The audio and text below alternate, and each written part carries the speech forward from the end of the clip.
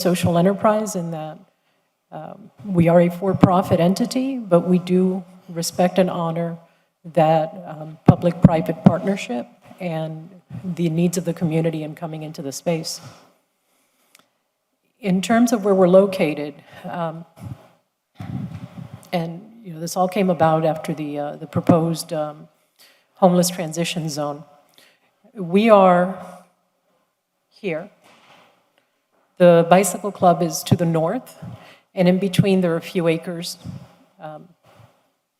where this encampment was supposed to take place. And this is significant because of what it would have done to the area. And it's not a criticism of trying to help the unhoused population, as much as it is as affecting a public space in a very negative and a very permanent fashion. This island, especially North Point and the historic beach park, were places that were reclaimed through volunteer efforts over the decades, efforts that continue today. It has deep roots in our community, both with the African American community, with the Hispanic community, because way back when we often forget that when they said of color, it meant anyone who wasn't a WASP. And that's, those of you that aren't as old as I am, it's a white Anglo-Saxon Protestant. Things are different today, and we all come and share this space. Some of the activities that we offer are mountain biking, ecological tours, kayak canoe rentals, lessons for children and adults. The oldest person we ever taught how to ride a bicycle was in her 80s. So that was a huge accomplishment. And we do have evening events that were contemplated in our contract, both for sunrise and sunset and evening events that happened. Our arrangement from the beginning was always that whenever we were there after hours, we made sure that everyone left when we left and we didn't leave anyone behind. Unfortunately, that doesn't give us control of the space, and the gate is left unattended in the evenings. So if anyone else comes in, it wasn't anyone from our events or activities. Just a few more of the services that we offer. Am I breathing into the mic? I'm sorry.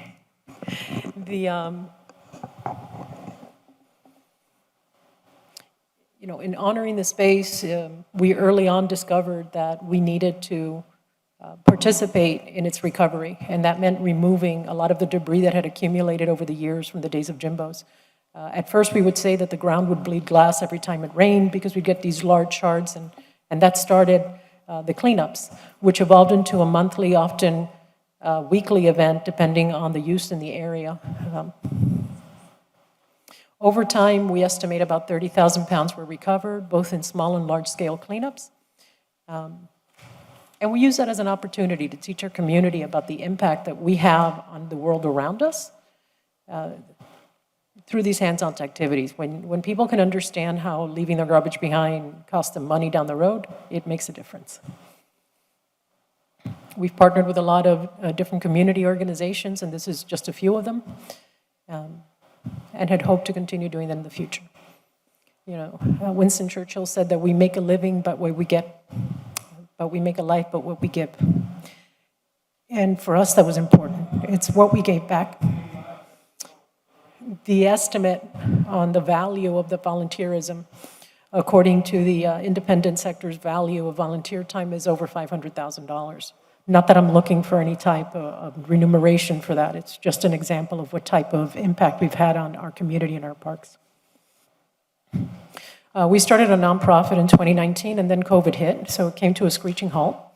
And the idea of the nonprofit was to secure some funding so that we could expand our efforts. And we did through the community. We had some in-kind donations, and we had folks that would come in and donate bags and things. But it allowed us more flexibility, and in fact, we grew.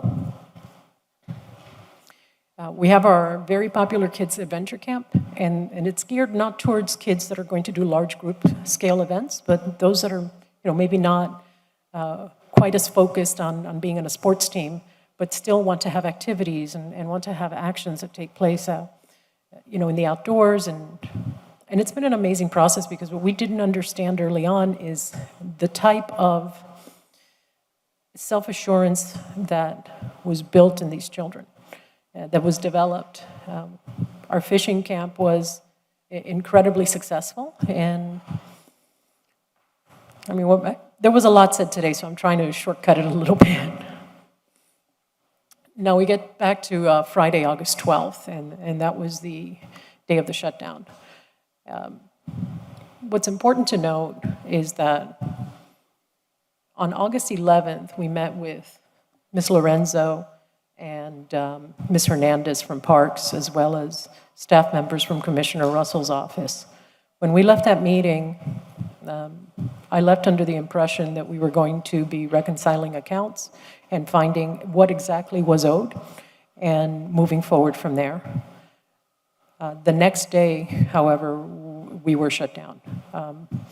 There was an email that I sent the following morning with some information that was never replied to until I found out that there was an error in my spreadsheet, and that was last week when we met with the manager and his group. But at 10:12 p.m. on August 12th, the city of Miami, for the first time, makes a claim for over $140,000 in past due rent, which is a claim that I deny is accurate. In fact, it's an estimate from what I'm told. You know, what that estimate is based on, I'm not 100% certain, but it is an estimate. There was an allegation about construction done without permits. The city of Miami built this facility. We did not. It's two trailers with a deck in between, and we put the canopy on top, which was contemplated in the lease as well. There was a shipping container, which was also contemplated in the lease as two, and was rolled over into one larger one that could actually accommodate equipment. We had equipment waterside. Right after we opened, the city put up bollards and segregated the area across the field, and we were given permission to go ahead and put the racks up by the water, which we did. In 2015, we applied for a certificate of use, and the application that's on screen is actually the second application. The first one went into hold, and apparently that had something to do with the fact that the warrant had been issued for the construction of the space. You can see that I had some of the inspections done. There's a CU inspection and I guess FDAC. The food service, I guess it's for the drinks. When we got to the portion of Durham at the county side, they said that there was an open invoice and that they couldn't proceed. So I took this back to the real estate department. They sent it over to capital improvements, and then it sat there. I take fault in this because I should have been more aggressive in pursuing this. But when we started getting inspections, I thought it had been taken care of. And that is my own ignorance and my mistake. And I don't pass that off on anybody else. And I'm sorry if I get a little emotional, because I feel like I let a lot of people down here. And I should have done some things differently. But let me try to regroup. The warrant that was issued was for a mobile facility. That facility, I'm not sure what the legal definition of mobile is. It is far from mobile, and if you needed to move it in advance of a tropical storm, unless you have 2 weeks' notice, it's not happening. It's connected. There's a berm that was built around it, which also didn't allow us to place containers the way that it was set out in the RFP. But here we are. This is a picture of the facility when it was built. It's a little skewed. They're obviously wider. That deck was taken down and rebuilt 3 times because there was always something wrong with it. In all honesty, the first time that it was built was probably the most correct. And then let's fast forward a little bit to July 7th of 2021. We had already had issues with our checks being cashed. At that point, I reached out to Mark Burns and Eric Hurtado, and the city had changed the way that it was collecting the rents. We had received an email with an attachment that said, here, you can go online and do an ACH. I said, great, I don't have to show up and do that. But there was a balance, and the way that that worked was, if there was a balance, I couldn't make a payment without it being the amount that was on the invoice. But the invoice was wrong because up to that point, I was 100% up to date. And so I wrote back to them. And then we had some emails back and forth. In July 14th, I reached out to Mark Burns, and he said, the rent is you are being invoiced for rent that was paid, correct? And I said, yeah, I need an invoice for July. At that point, I'm thinking I need to pay July of 21. And he was going to check the invoices and the allocations as accounting showed a balance, but only July was due. There were problems with the septic system, which were deferred back to me, which I don't think I should have borne the cost of that. And we can talk about that if you'd like separately. But we can go back to now, we can go fast forward to August 11th, and at this point, Mark Burns is already leaving. And I wrote back to him because this still was an issue. And I'm sorry, let's go back a little bit. The July invoice should be online for you already. I'll void the other ones. That is Mark Burns replying to my request for his review of the balance that's being owed. That never happened. Go forward to August 11th, payment amount, rent charges in July. It changed in June, shows a June balance. I mean, we start getting into this. The amounts aren't correct, the months aren't correct. I reach out to Ms. Lorenzo after an advisory board meeting in May, and she has Gabriel, Brito, one of your analysts.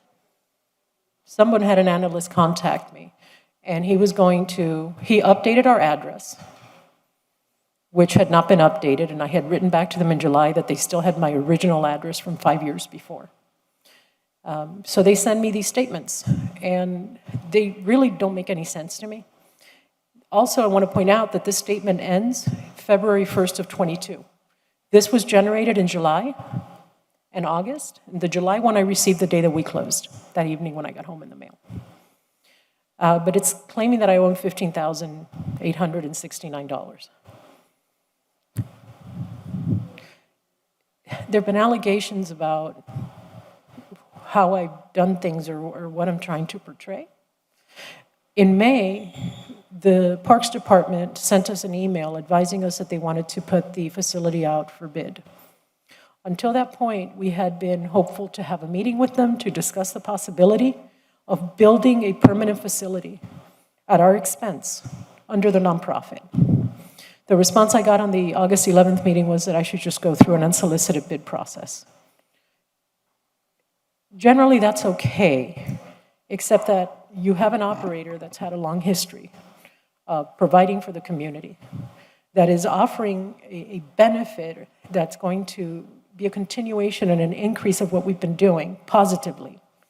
And again, I'm not addressing the CU and BTR issue.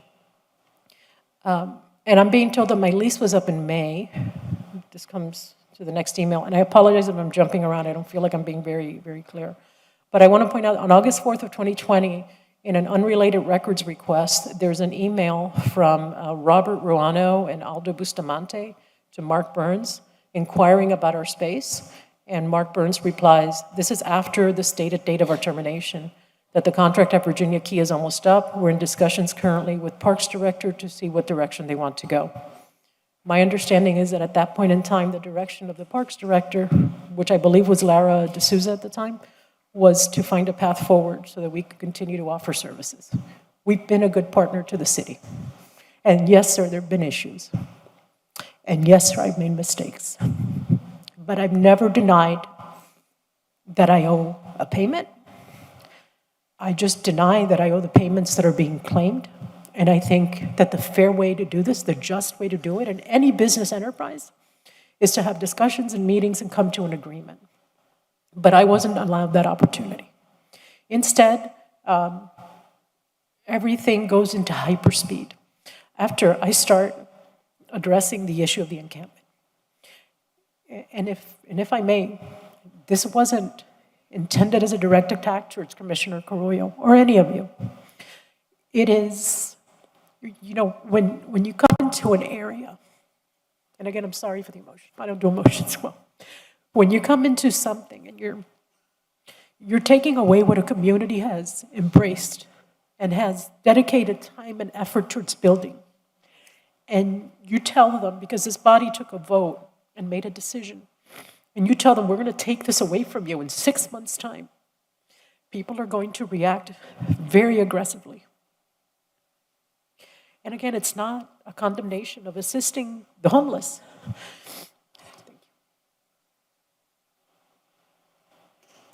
It's not about assisting the homeless, but with all due respect, this isn't the right place for this. This is a park. It's a city park that is beloved by many. And whether I'm there or not, I hope that this body will see it for its value, not only to our residents, but to the visitors that come from all over the world to enjoy what services are offered. Do I believe that anybody else can do this the way that we do it? I don't. And this was just so vital even from the beginning. You know, if you look at my personal Twitter feed, I believe that ecology and economy can coexist. And for years, we didn't make much. And, you know, we've grown, we've done better. But we need to do better for this space. And again, regardless of whether I am there or not, that isn't my goal today. The only thing I ask for today is a fair opportunity to have a legitimate conversation to determine what's actually due. There were times, and I'm not using the correct terminology. I don't have a legal department. I don't have a secretary. I have Diana, I have Bradley, and I have the rest of my team. And we do employ approximately 17 people. And I say approximately because our guides are, you know, they come and go. But there are about 12 people that between part-time and full-time are there on a regular basis. Between salary and tips, they make an average of $25 an hour. So they make a good living. It allows them to go to school. It allows them to pay their bills in a city that's increasingly expensive. And they're dedicated. And I'm so proud of them.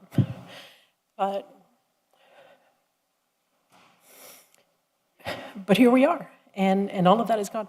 In August, we first hear from Sandy Lila. I believe it was August 4th, and I don't have that email up. But between August 4th and August 12th,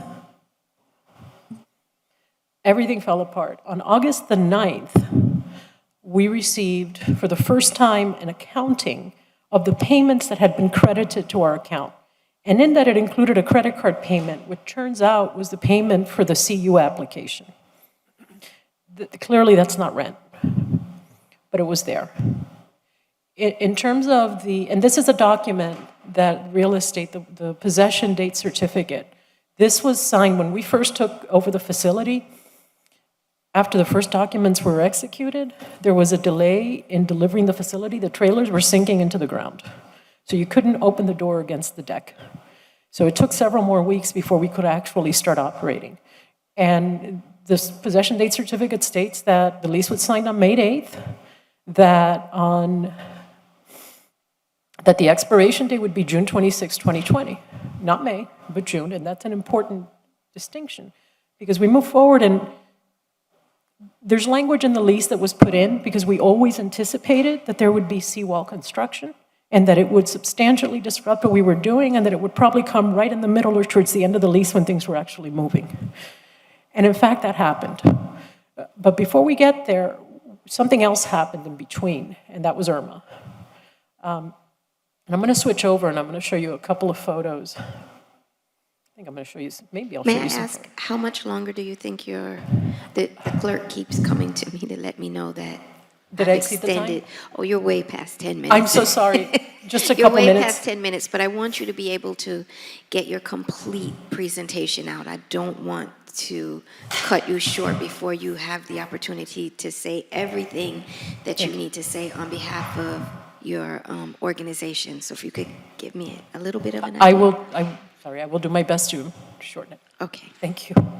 Okay, so we have the possession date certificate. We have Irma that comes through. We have to shut down after Irma, not because of the storm, but because the city is dumping mixed debris in that very field between us and the bike trails. And it's not a little bit. When you drive down the road, it's this massive wall of debris behind us. So we actually are moved over to Marine Stadium, where we go into temporary space. This is a space that had been left filthy. There had, literally bare wires coming out of the wall, but we were thankful that we had a place to operate. And we were actually operating there, and I don't think that this is something that I realized after our meeting. We were operating under a special events permit, not under our lease. But those months are being charged to us under the current amounts due. And then fast forward and we have COVID, and again, we're shut down. And what's important about COVID is that about 2 weeks after we open, the seawall construction starts. And the only space that's available for social distancing is gone.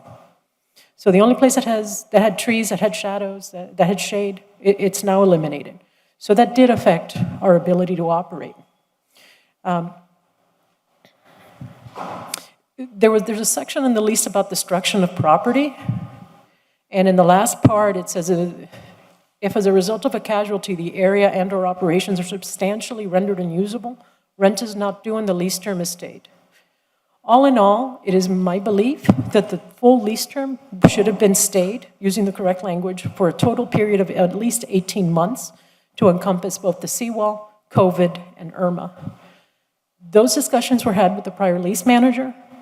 It's my understanding that they might not have been documented or were not documented, but I relied on what I was told, and I relied on the representations that were made to me. And that's my mistake, because I took the word of someone else as being accurate and correct. There is a portion in the lease as well that provides for a 60-day notice for changes and additions to the property. When the construction began on July 6th, we had no prior notice that it was starting. I mean, we knew there would be construction, but the date, we had been in meetings back and forth, where we were going to move to, what we were going to do, how we were going to do it, and then all of a sudden they pop up and they leave the boat ramp open. So it was a deliberate attempt to not allow us to exercise the disruption option. But it did. But people still came because it's after COVID and people were desperate to do whatever they could to get out.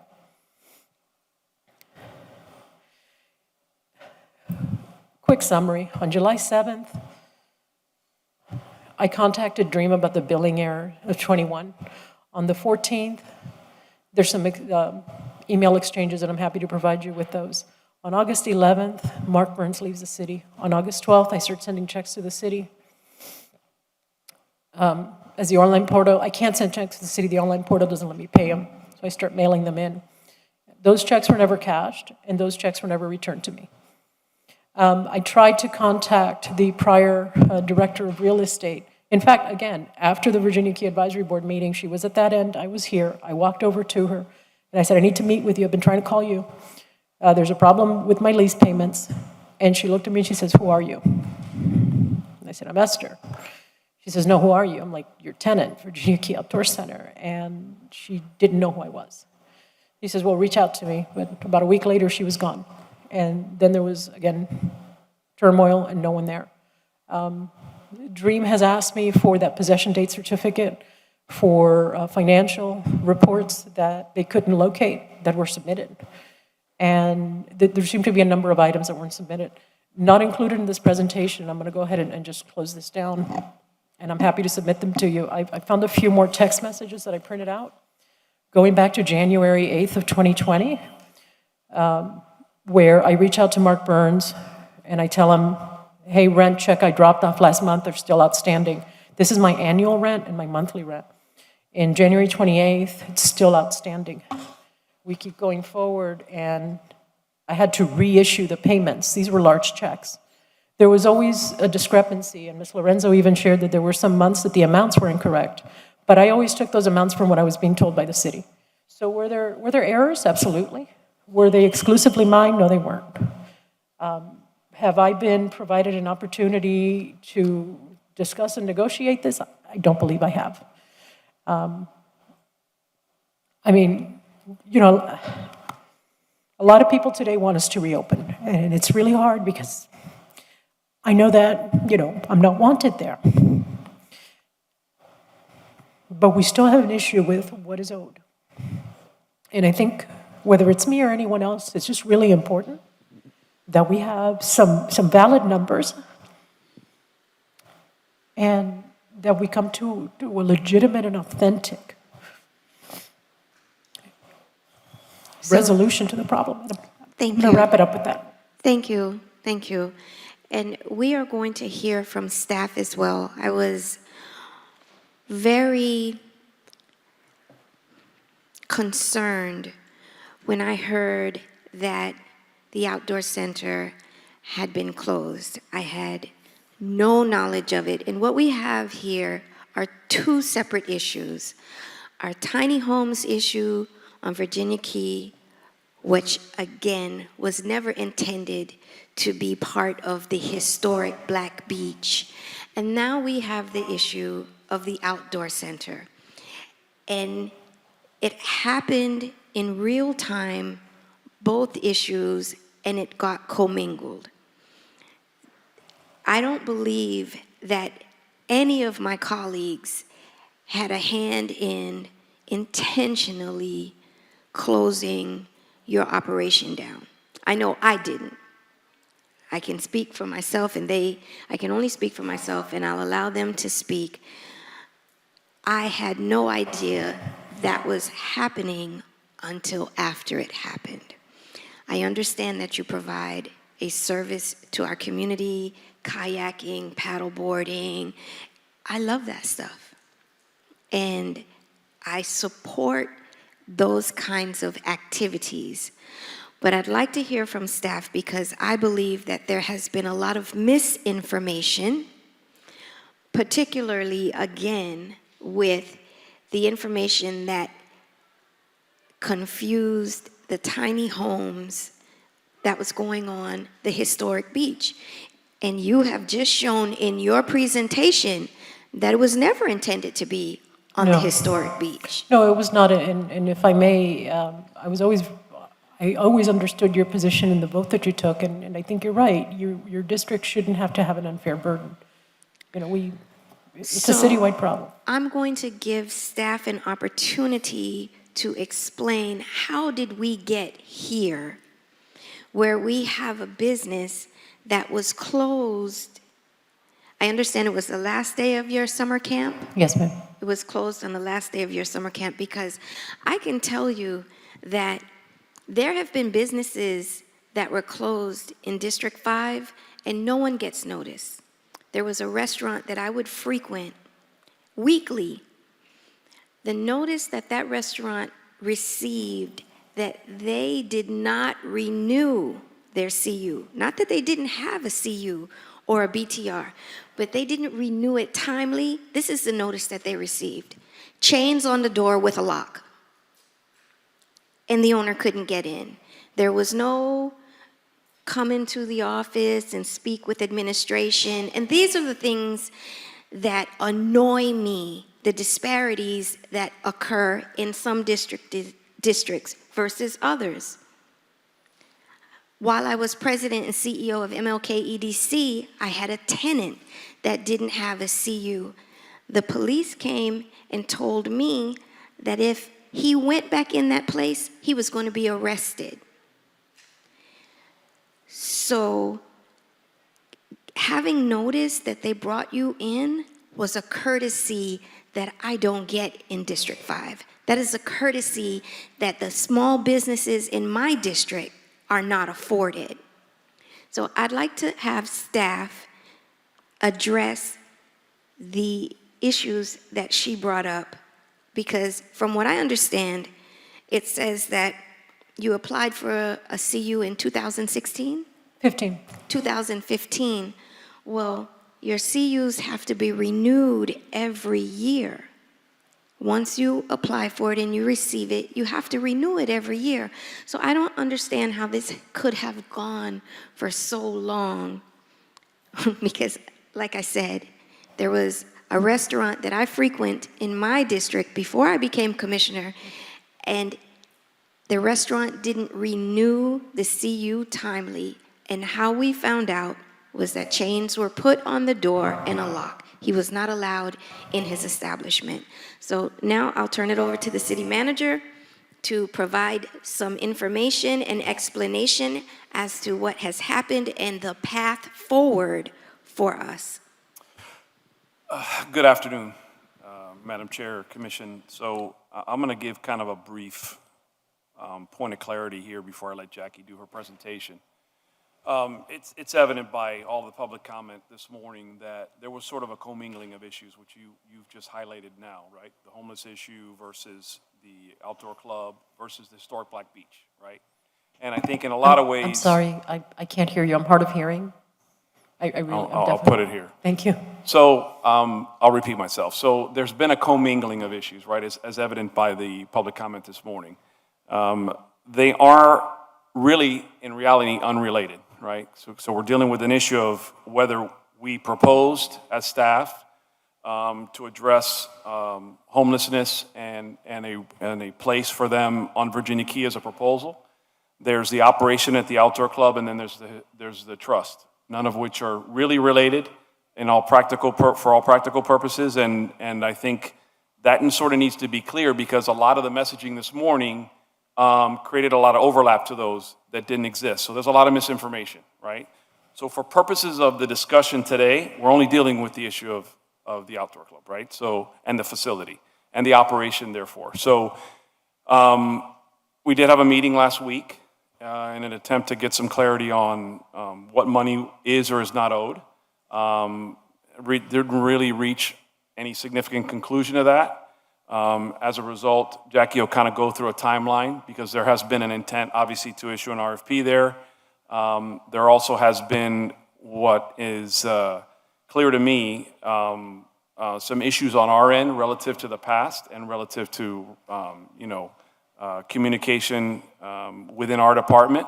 Some of the claims made during our meeting last week relative to commitments that were made by staff, whether they be verbal or in writing, we haven't been able to substantiate any of those.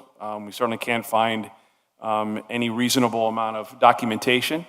And in a follow-up conversation with Mr. Burns, he has no recollection of any commitment made to do any rent abatement. And one of the things that was clear as part of our meeting last week was, in spite of some of the impediments that she raises relative to the hurricane, the pandemic, some of the seawall work, they remained open for the most part. There really wasn't any stoppage in terms of operational, of the operation and the access. And one of the things that was interesting as part of the commentary this morning was there was almost an implied intent on the city staff and from an administrative perspective to discontinue the operation at the outdoor club. And that was never the intent. Obviously, we wouldn't be drafting an RFP if our intent was to change the operation and to limit access to the water. Our intent has always been to maintain that. I think the issue was we were having issues, obviously, with the current operator, and those needed to be addressed. And as a result, we have an obligation to address those, right? Whether they're past due rent collection, whether it's the existence of a CU and a BTR, that's our responsibility. I can't speak for what prior administrations have done or have not done. I can only speak to what we're doing now, and I have an obligation to do that. And one of the things we have been consistent on, and my staff can speak to this, is when we discover the lack of active CU or a current CU in place, we have been very consistent in terms of ceasing the operation there, because that's what the code requires. With that said, Jackie, if you want to kind of walk through the timeline, you can. I inquire if our Inspector General, our independent Inspector General, Mr. Guva, is here. Okay, he is, okay. All right, no, you don't need to come now. We'll save you towards the end. I just wanted to make sure you were here. Okay, so if you could bear with us before I call you up again. Thank you. I couldn't see you. You were right sitting down behind the podium there. You may proceed. Thank you, Madam Chair, Commission. Jacqueline Lorenzo with the Department of Real Estate and Asset Management. I just kind of want to provide a timeline of how we got to this point, and I want to reiterate that this did not come up as part of the housing initiative in any way. This had been already going on since May of this year. Originally, the lease agreement was entered into with the Virginia Key Outdoor Center in May of 2015 and was set to expire in 2020. It was a 5-year lease, and the reason that is because if it's longer than 5 years, we're required to go to referendum. So it was a 5-year lease. In 2020, when it expired, it became a holdover month-to-month lease, terminable at will. Is it a holdover month-to-month lease, or is it just a month-to-month lease? Because they're two different legal ramifications. Holdover is required to pay triple the rent versus month to month, that's the tenancy. So, am I correct, Mr. City Attorney? I believe so, yes. Okay, so because one is more severe than the other. As a holdover, they're responsible for triple the rent. And as a month-to-month tenancy, the city has agreed we'll go on a month-to-month until you negotiate a subsequent lease. So I don't want to make this any worse than it is. So which is it? Is it a holdover and she owes 3 times the rent, or she's on a month-to-month tenancy? Yes, ma'am. So the terminology in the lease is holdover, but it would be under the same conditions as currently provided. So there's no penalty, No there's no penalty. 3, okay, just Correct. making that clear. That is correct, I Madam Chair, apologize. How much per month? So it was based on the original rent numbers. How much? Currently, the base rent was $1,194. $1,194? Per month. Per month. And there's no tripling of that, right? No, sir. Okay, you may proceed. How much did it start originally per month?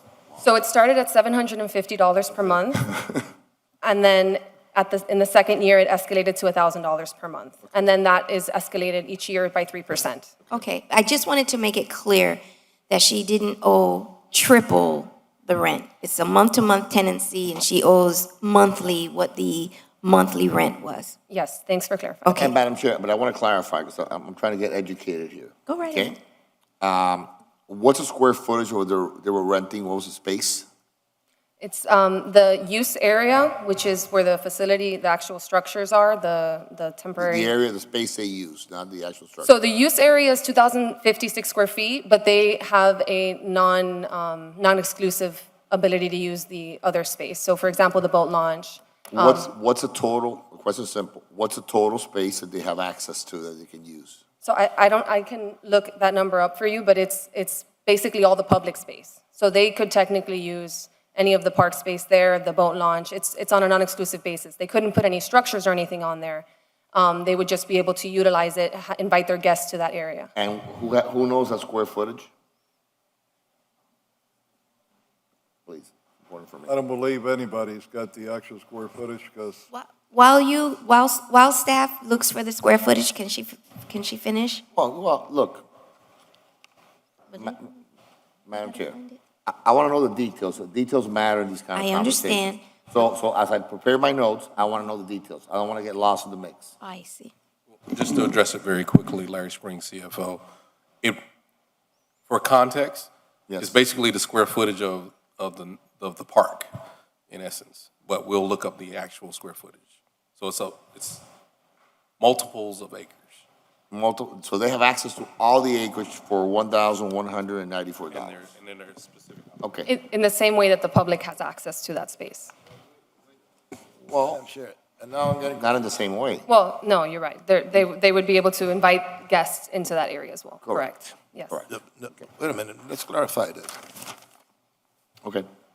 Larry, you said that it is for that amount she was renting the whole park? Or she could use, like anybody else, the facility of the park? Like anybody else, like any resident, non-resident, any individual that walks into the park, that it can, she can use. I think, and correct me if I'm wrong, Commissioner, what he wants to know, and that I want to know, it is the square footage that was exclusively for her use. For what she had exclusive use for. That is, I mean, because, 2,056 But she did not square have exclusive use of the entire park, did she? That's No. correct. Okay, You're correct. okay. okay. Did she okay. have right of first refusal if you want to use more of the park? No, sir. No, she didn't.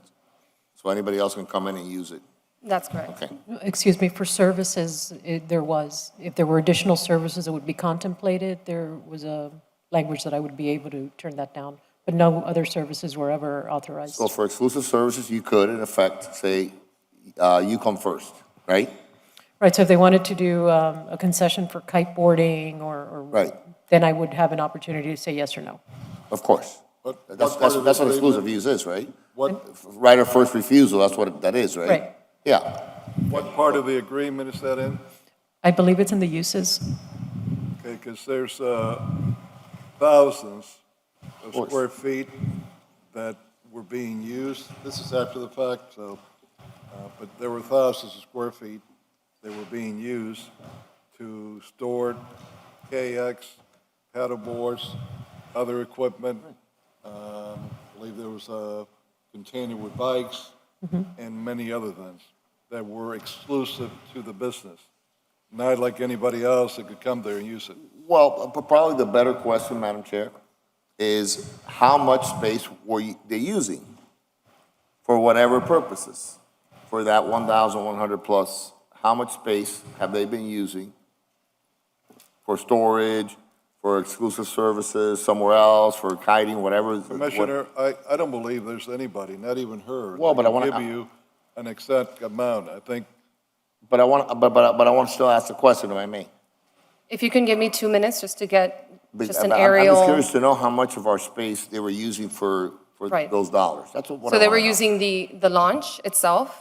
I want to know how yes. much space. Not they were exclusively, using. though. The launch was always open to the public. that I is want to know what- how much space you're using for storage. The question is to the administration, ma'am. Certainly. Thanks.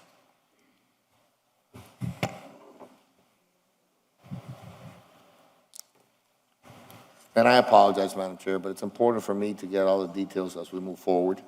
And I want to make sure that we get it all I right. was hoping that we would allow staff to look and she can continue to I make the understand, presentation. but I would think that staff would know that before they came here today, because they knew what the debate was going to be about, right? No one's surprised with the debate, so Should be in the lease agreement. it should be. you know, I that think you- someone in staff should have read the lease Square agreement footage. before they came here today. That's what I would have done if I were a member of staff. So, because they have to anticipate the questions that are going to be asked by the commissioners, right?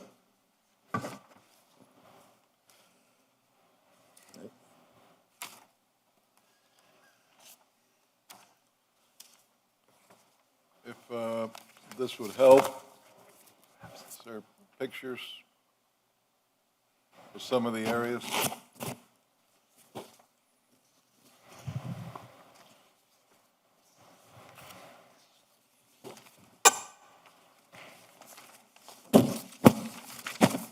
And perhaps the easiest answer is, if you don't know, I don't know. No, I don't know with certainty because it's more than, it's not If it- limited, right? If it's But- not delineated in the lease agreement, Correct. the exact amount of square foot, just say, I don't know, and we can move on. We can move on for now. It is in the lease Because agreement. I can- if you lease 1,000 square feet and you're using 10,000, as I can see right here, then, you're leasing 1,000 square feet and you're using the whole park. You're interfering with other people's ability to use the park because they have stuff stored there. So, yes, you may not know for now, but I want to know. Okay? So- Whenever you want to tell me. Yes, Whenever a rough you wanna tell me. estimate based on an aerial image would be around 3 acres. 3 acres. 3 Right. acres. 3 acres. How many square feet is that? I'm sorry, because I'm not good at math. Almost 120,000 I square know, feet. more or less. Okay. Oh, That includes the boat launch area as well as the area surrounding the, So they were renting 2,056 square feet, and they were using 3 acres, right? 120,000 square feet, okay. That's the What point. was those dimensions you gave? I'm sorry? The dimension you gave, it's 400 what? So it includes it's not necessarily the dimensions, it includes the center itself, the parking, the areas adjacent to it, as well as the boat launch. So that's an estimate around 3 acres, it's 130 3 acres. ounce. But But she- be But that's clear. non-exclusive. No, but But you- be you- clear, it's not exclusive. It's Right. 3 Not acres, exclusive. but it's not not exclusive. exclusive. It is like, she's renting that space, that, let's say that it is 500 square feet, but just like when you rent an apartment, you can use the parking lot, you can use the green area, that's part of your rental. It Yeah. is not that you have exclusive use of that area.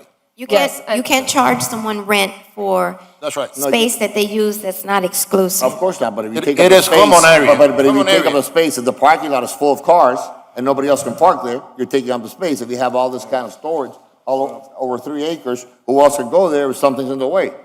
I mean, it's common Right. sense. Right. I know how leasing works, Based but on it's those common pictures. sense that if stuff is all over the place and no one can use the space, then they're renting it for a little bit under $1,100 and using 3 acres that no one else can use because it's taken up by somebody else. So I think the point that you're trying to make is I think that the point's been made. okay, so I don't need to say it? no. Okay. If I could just say this, Go right that ahead. I don't think anyone could deny that based on those pictures, there was a large amount of land that she had the exclusive possession and was being used by them.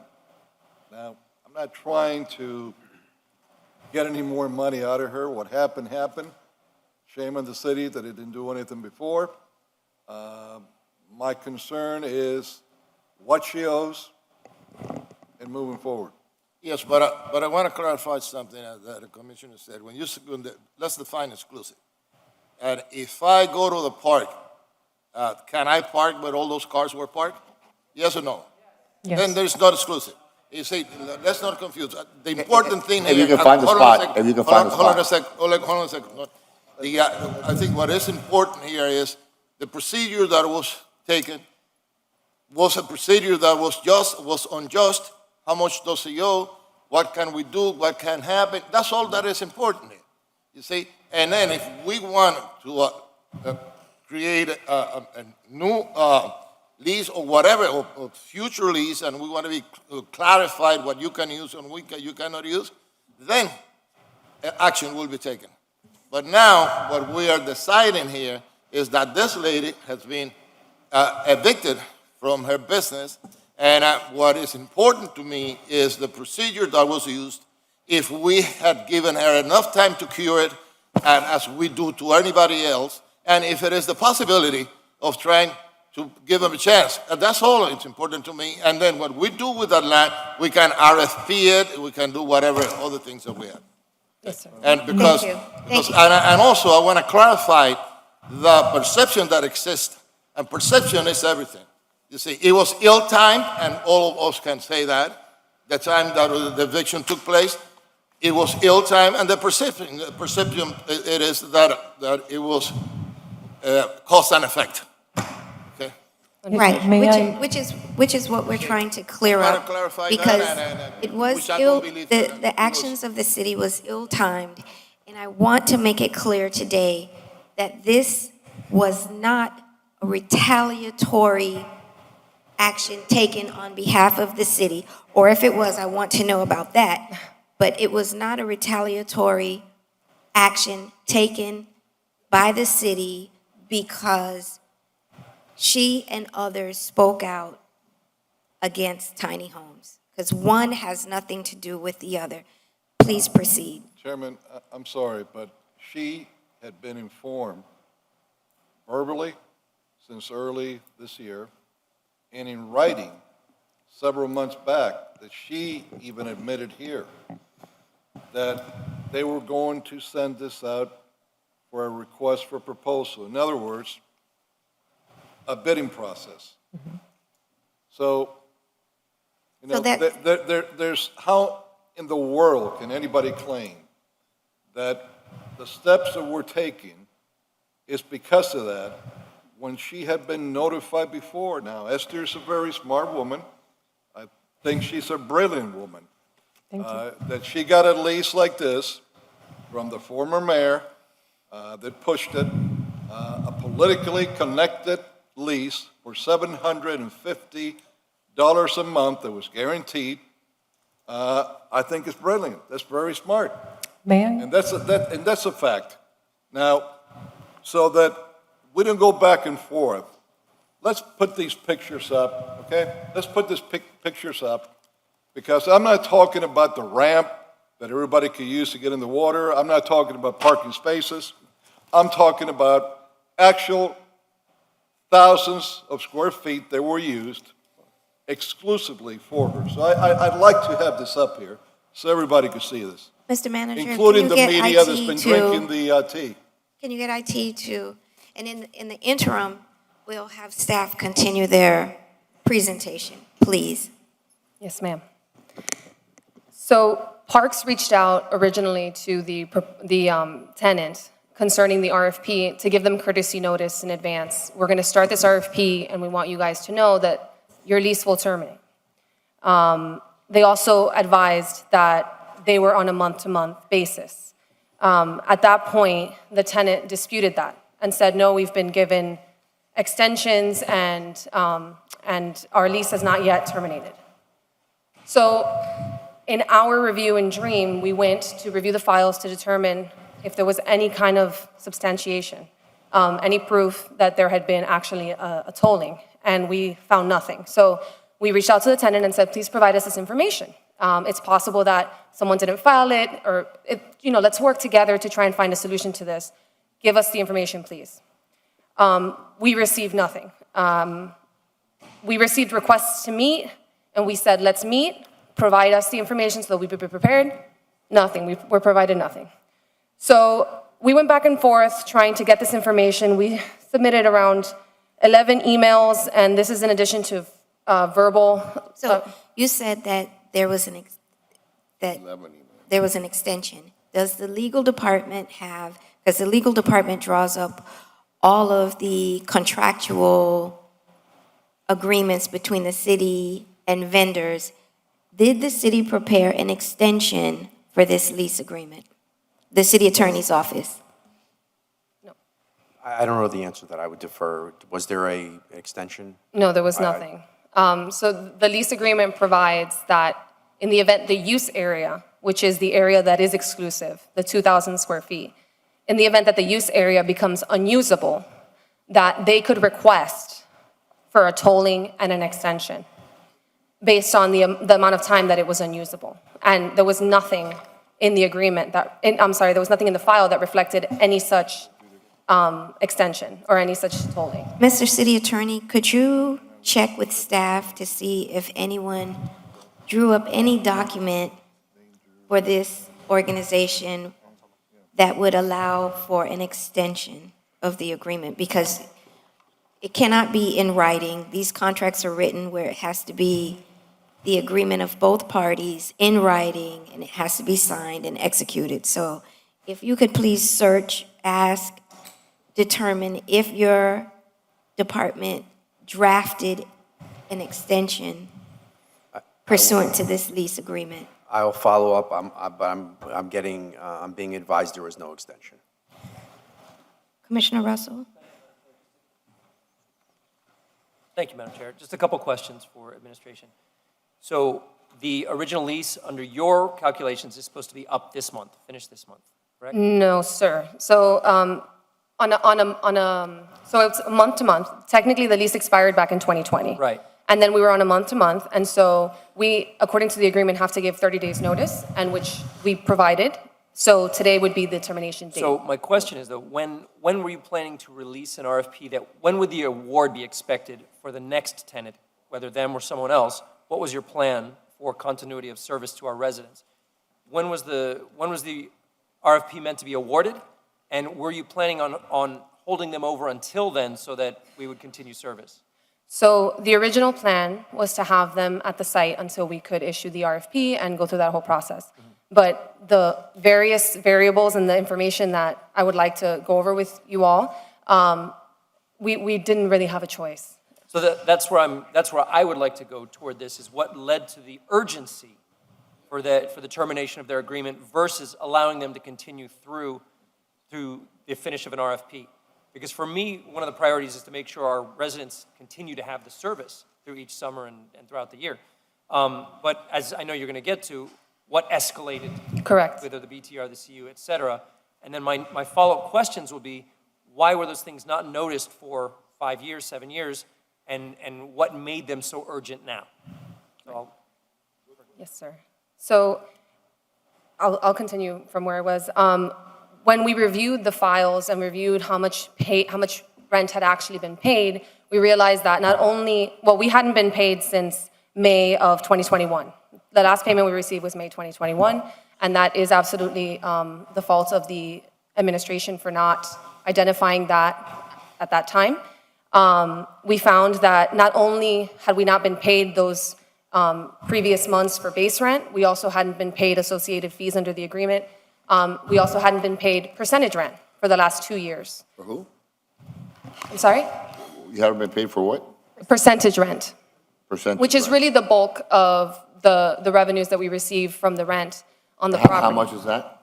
So previously, in the previous 2 years, so the way it's calculated is 10% of revenues under 500,000 and 12% of any revenues over the 500,000 mark. How much is that? Dollars? So in the last 2 years that they did submit payment, it was estimated 48,000 and 49,000. It's not estimated, I'm sorry, it was 48 and 49,000 respectively. Okay, but 48 one year, I'm sorry, Commissioner, 48 one year and 49 the other. Correct. So 100K Just under the 500 on mark. top of everything else, on top of everything else that I'm not paid. Correct. Okay, Is, 100K more. is that in addition to, should have been in addition to the rent? The base rent, yes. Base So it's rent base plus, and percent. plus 10 or 12%? So by the time we're done today, you're gonna give us all the numbers of how much money they owe the city of Miami? Yes, I can give that to you. Okay, so we're gonna But- get there, right? And do we have to ask the questions, or are you gonna tell us? No, I plan to tell you, I plan to give you the breakdown. Okay. Jackie, Okay. can I clarify I something? gotta clarify that. Give 'em- We don't have financials for the last 2 years. Right, that's what I was So every bit of rent she's calculating is based on an assumption because the financials have not been Exactly. provided. So Okay, so- understand that undertaking in terms of that audit is what the I audit is here understand to do. the legality of it. So the vendor has not provided the financials. Correct, Correct. So she has not submitted to the city what she owes us. right. So we're guessing what she owes us. We're creating a conservative estimate based A on the 2 conservative prior estimate, years. okay, Yes, so- because since COVID, there's been a significant increase in outdoor activity. So in those 2 years, there's been a lot more activity on the site. Yeah, but COVID has something to do with people reporting to the city what they owe us. No, absolutely, you're Okay, all absolutely right, so what I right. wanna know I is- just mean yeah, the yeah, activity on the COVID- site has increased. Forget COVID and all that. We're not talking about COVID. No, COVID's become the good excuse for everything else. They have a responsibility absolutely, to give us how much money they're making and how much money they owe us. correct. So by the end of today, when the day ends, I, as a commissioner, want to know how much money they owe us. So at this time, I can give you an estimate, but until they give me the financial statements, which we've You been give us your requested. estimate. You'll give us an estimate. I can absolutely give that to you. I'll wait for you to go through it, okay? Okay. Thank you. Yes, sir. Okay, and to answer Commissioner Russell's question, the urgency, as I understand the code, once you identify a business that's operating without a CU and a BTR, do we have an option to keep the business open without those 2 operating licenses? No, ma'am. That doesn't answer my question, though.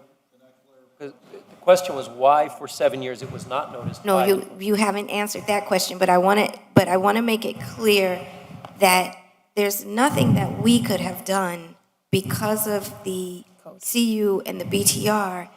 Pursuant to code, you have to close the business until they cure that. But that doesn't mean that it had to be closed forever. Doesn't mean that it had to be closed for a week or 2 weeks. As soon as you receive the CU and the BTR, you are eligible to reopen, correct? Irrespective of all the other issues, just, Right, in a that's vacuum. what caused code to go out and shut the business down, Yes, correct? yes. Okay. But we haven't answered Commissioner Russell's question, why it took so many years. Commissioner Corio. Turn it on. I said quickly, so Commissioner Russell won't be under distress. Why did it take so long? It's only really 2 reasons. One's incompetency. The other is somebody wanted to look the other way. There's no in between. Unless you want to say there's the third way, there's partly incompetency and partly looking the other way. But there's no other reasons. Now, I think this needs to be extremely made clear. The $140,000 that the administration is going on is solely based on 2 years that they gave, I won't call it even in financials, they gave a couple of papers signed by an accountant that said that the gross amount that they made was so much, both of the years it happened, that it was just slightly under $500,000. Never have they been audited, and part of the contract states that they have to agree to an audit if the city ever asked for one. So we're going on what they've given us, that those were the amounts that they made from 2.5 years ago. Therefore, it could be a lot more if they've made more money in the last 2.5 years, and even more so if they, let's say, so we could be politically correct, made mistakes in the amounts that they gave us of the volume that they made there. Okay. Continue, please. Yeah, and I did also want to clarify that that doesn't include any late fees that have to be calculated based on each payment date. So the estimate of 140 doesn't include those late fees. And what are those late fees? I believe it's 10%. Let me just confirm right So now. another 14 total? I'm sorry? Another 14,000 total? Yes. Okay. Now, Well, it depends on the timing as Yeah, well. no, So it technically, depends- it's a rolling, it's a rolling penalty. It's a rolling one, so even worse. That's why you can't calculate it at this moment, because we'd have to go back and see when each payment was made late and when to start applying the late All right, fees. so we need to know what that 10% on a rolling basis is for the 2 years that didn't pay anything on the late fees, right? Right. So we have an idea. So you'll give me that number too, right, before the end of the night? Well, I think that specific number of the late fees would have to be part of the audit. And that is something that But you guys don't know that? well, it'll depend on the application of the fees to the Why do you need an audit for that? You know what people owe you, you know what the late fees are? Do we need an audit for that? Yes, because Oh, you we don't do. know, you don't know what she owes you because they haven't provided financials. Part of the reason for the audit is to reconcile that number. Remember, everything is relying on other numbers, right? So the percentage rent piece, right, is critical to this overall calculation and the calculation of the late fees. Without knowing what the financials are, without knowing what revenue was earned, I can't attach a revenue share. Remember, there was a critical sort of point made here that in the 2 months that we're basing these assumptions, or 2 years we're basing these assumptions on, the revenue had fell below the $500,000 mark. Well, what if the revenue is over that $500,000 mark when you do the audit? Then a 12% of gross of a percentage rent would apply. So there's variables here that we can't verify because we don't have financials. I know, but you're estimating, right? Or guesstimating. The whole conversation so far has been on what you think it is because they haven't provided financials. So it's everything you've been doing today so far has been on guesstimates, right? Yeah, they're more or they're less what you think, assumptions. assumptions or guesstimates, whatever you want to call them. Well, maybe it's this, maybe it's that. They haven't done, because they haven't done their due diligence in providing the records the city needs. Okay, so can you do the same thing for the? Yes, we can do we can make the same set of assumptions. I hate the word assumption, so, you know, an estimate, a guesstimate. However you want to reference it. Okay, You tell me how you want to reference it. You know what I mean? We'll do that calculation on the penalty. Manager, if you're doing it in one area, you can do it in another area. More or less how much in Got it. late I got it. fees, how much in this, how much in that. More or less what you think from the city's perspective. You work, you know, I care about the city's perspective. They have their version, we have ours, right? So you tell us more or less what you think overall at the end of the presentation, based on everything. Now you start throwing late fees and you start throwing all kinds of stuff at us, right? Tell us more or less what you think, what the city thinks, that is the total they owe us. Yes, we can do that. Okay.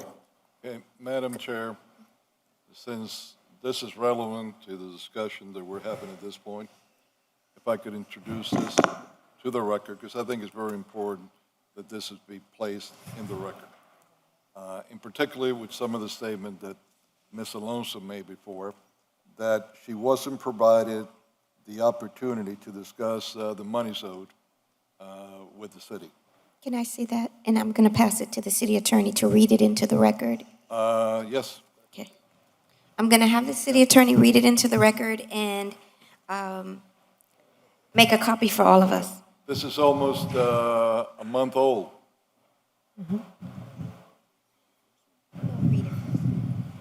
And frankly, this is the only way that we're going to clarify what she owes.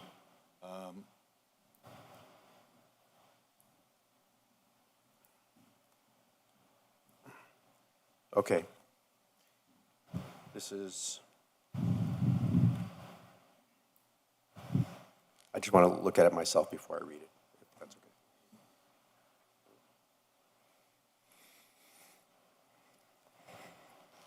One moment.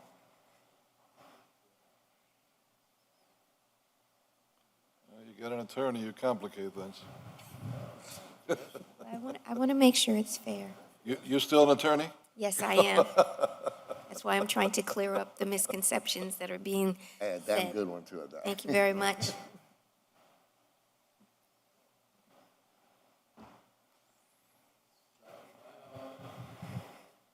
No, it's got nothing to do, it's got nothing to do with that. I just wanted to look at the statute and make sure I could read it. Okay, it's dated August 17, 2022. Almost a month ago, I'm sorry? almost a month ago. And this is a letter from Theodore Guba to Esther Alonso Luft. The subject line reads, Audit of Lease Agreement between the City of Miami and Virginia Key Outdoor Center, LLC. The date is August 17th, 2022. It says, Dear Ms. Esther M. Alonso Luft, in accordance... Hold on one second. Ms. Alonso, did you receive this correspondence? By email, yes, I did. Just want to make sure that you did receive it before we read it. Yes. Okay. Making sure it's fair. In accordance with the provisions of Section 48 of the City of Miami's Charter and Article 4 of the lease agreement between the City of Miami and Virginia Key Outdoor Center, LLC, the Office of the Independent Auditor General will perform an audit of VKOC to verify the propriety, correctness of the rental payments remitted to the city. The audit will cover the period 2015 through 2022 and selected transactions prior and subsequent to this period. The primary objectives of the audit will be as follows: to determine whether the city and/or the VKOC comply with the terms of the agreement, to determine whether the appropriate rent and fees were remitted to the city, to determine whether payments were remitted to the city in a timely manner, to determine whether any other amounts are owed to the city, to determine whether insurance coverage was adequate and in compliance with the terms of the agreement, to determine whether adequate internal controls were maintained, to determine whether rental remittances and other related transactions were recorded in the city's accounting system and deposited into the city's treasury, and other audit procedures as deemed necessary. Our audit will be conducted in accordance with government auditing standards issued by the Comptroller General of the United States. During the course of field work, we will need access to all applicable records, written policies and procedures, trial balance, general ledger, sales journal, subsidiary ledger, bank statements and deposit receipts, cash receipt journals, certificates of insurance, sales tax returns, federal tax returns, and copies of all leases, sublease agreements. Raymond Ishmael, Audit Supervisor, and Mala Kilnani, Audit Supervisor, have been assigned to the audit engagement and will contact you shortly to conduct an entrance conference. Please feel free to contact me at and at a phone at 786-348-3910, and or Mala Kilnani can be contacted at 702. I'm hoping these are just these are Miami numbers. No, Guba. in any event, and there's an email address. If you have any questions, we look forward to working with you and your staff. And there's a CC. Mr. Guba, did you receive any response to that email of almost a month ago? No. Ted Guba, Auditor General for the City of Why don't Miami. you raise the mic down? I'm Ted Guba, Auditor General for the City of Miami. That letter was sent via certified mail to the outdoor center's location in Rickenbacker and also to the leaseholder's home address. I haven't heard anything back yet, although today we got the return receipt from the Rickenbacker location. It was returned undeliverable. We also sent it via email to the email address of the leaseholder. That was supplied, and we followed up with 3 phone calls on different dates, leaving messages, and we haven't heard anything back. She did acknowledge that she received the letter by email. She did acknowledge that. Thank you. But by you having sent that to her, given the opportunity to give you bank records, other financial information, so that this could be fully clarified, it's not accurate then that she wasn't given the opportunity to discuss monies owed to the city. I didn't hear the, I'm saying that We were already by closed. the correspondence that you sent her, that you're asking for financial records so that you can establish what is the amount that is indeed owed. It would not be accurate then, the statement that she made, that she wasn't provided the opportunity to discuss the monies that were owed.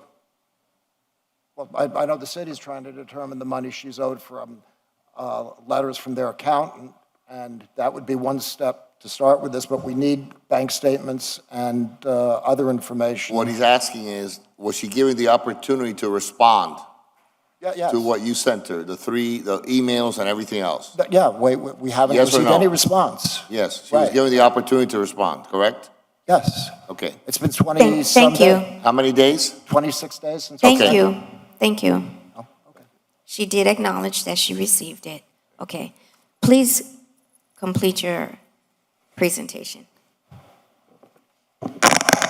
So I'll wrap it up. Essentially, we had already been considering termination as an option because we weren't getting the information despite numerous requests when we discovered the issue with the BTR and the CU. So ultimately, the termination had nothing to do with any comments made. We had been working to try and resolve these issues since May. And the lease had been expired for over 2 years. The tenant was a month-to-month. They didn't provide the information. They were not paying us rent. And then they were operating illegally. That was pretty much the straw that broke the camel's back, and we determined at that point we shouldn't proceed with this lease. What is the path forward? Because they provide, irrespective of who the operator is, and she has said that during her presentation, what is the path forward temporarily until you can have an RFP? Are we just going to not provide the service that is provided, the outdoor services? Is the city just satisfied with not having the operation until the RFP, and then you award someone and, I don't know, 6 months later? What is the city's path forward? So we have a plan to implement the RFP, publish it early October. And then I also want to clarify that the outdoor center is not the only way to use that area. Anyone can bring their kayak or blow-up paddleboard or whatever and launch from there. So it's not like it's no longer operating. That space is still available to the public. And then we do have, with parks and procurement, plans to expedite as soon as possible because we do want to continue to provide this service to our community. We're also looking I have at, a question. Okay, let Barbie, and we're also in the interim of the RFP going out, and when it's issued and awarded, that we're looking at paddle, to put some kiosk out there if people wanted to rent any. rent the paddles? Yeah, because they can bring, as Jackie stated, they can bring their own kayaks and their own paddle boards out there. But along with that, in case somebody needed to rent it, we will provide, then since we did the pilot program with paddle in the interim. Commissioner Reyes? Yes, I have a question on this email from Mr. Luga. Mr. Cuba, this was sent the 17th after the fact, after it was, the business was closed. Why was in that business, and I'm not only referring to this business, any business that it is in arrears in the city of Miami, why don't we audit them before they are evicted? Because this came after the eviction. Yes. And I'm just wondering why we start an audit after the eviction, not before the eviction as it should be. And as soon as they don't stop paying, as soon as they become in arrears, they should be audited. So we have all our numbers straight and we don't have to go back and forth with what we're doing now. We are auditing all leases. We prioritize them based on the amounts of percentage rents that are derived from the location. That's not the question. And, That is not the question.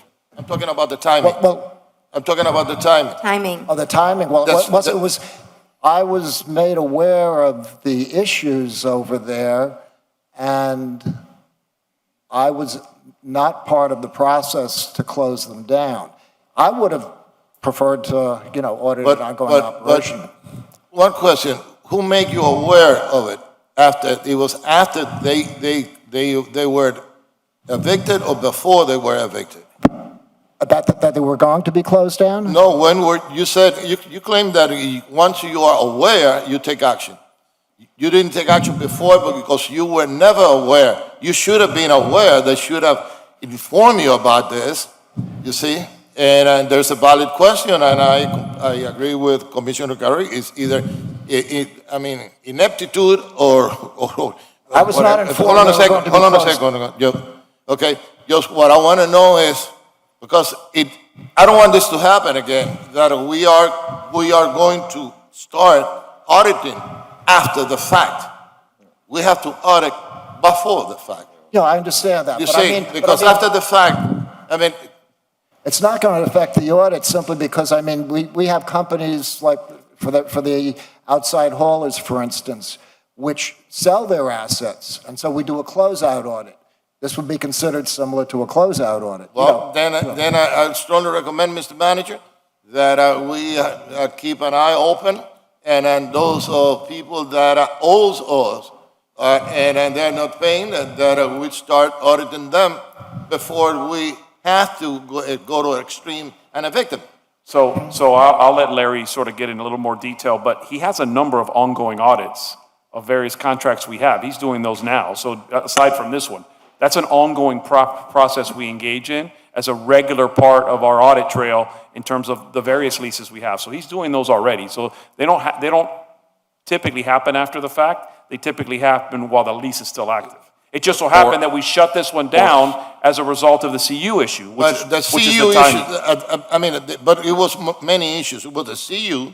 You see that I want to know why it was not, we had to make an effort to get it, or if there is opportunity to do it, that she was given the opportunity to ask for a CU.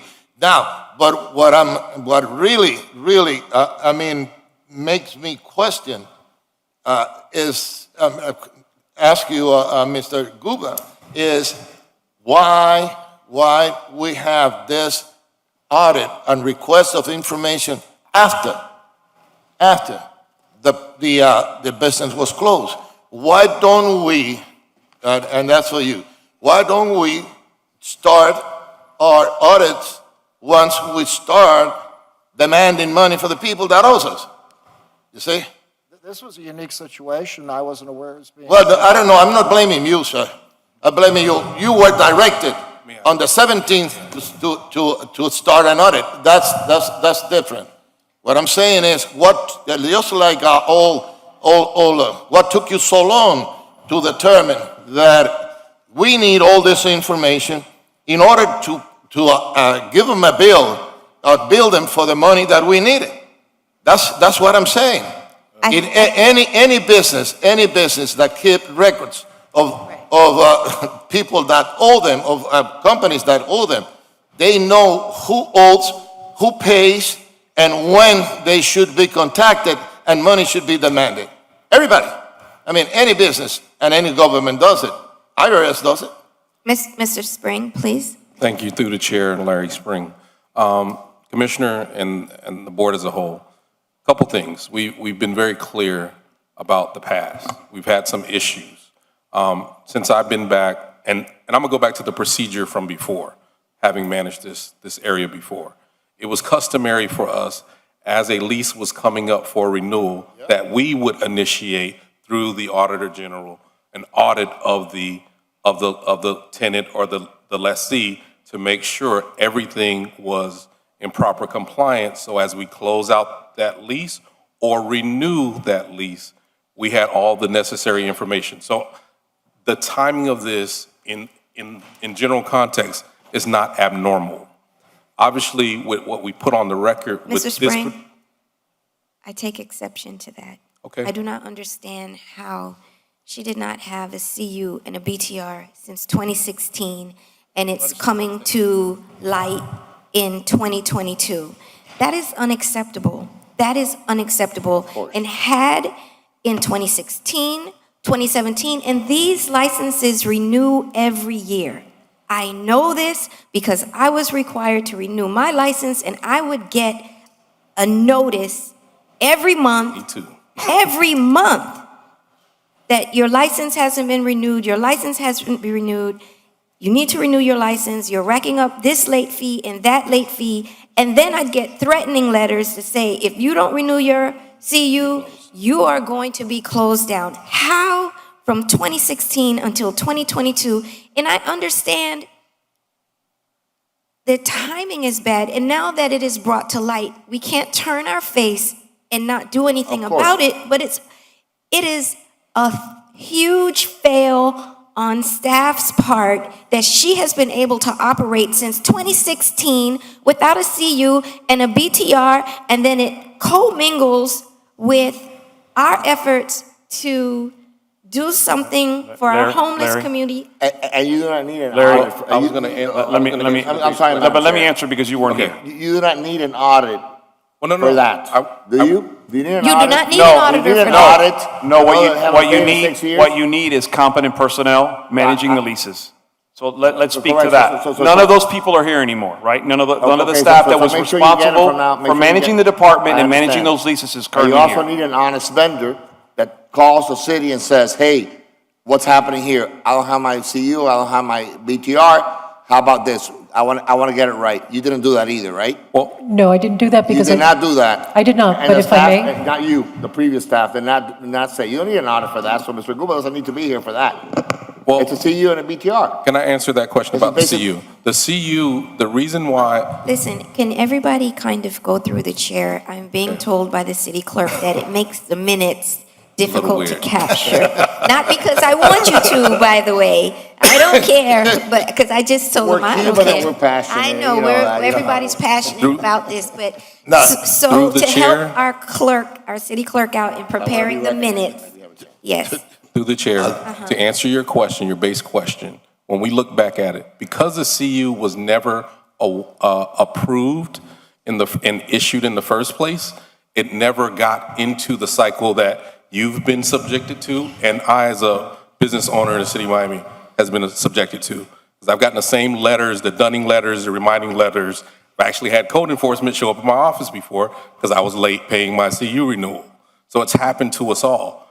This CU was never issued, so it never got into the system in the first place. But that's why it never popped up on the renewal. Through the that's not chair, true. I have a question.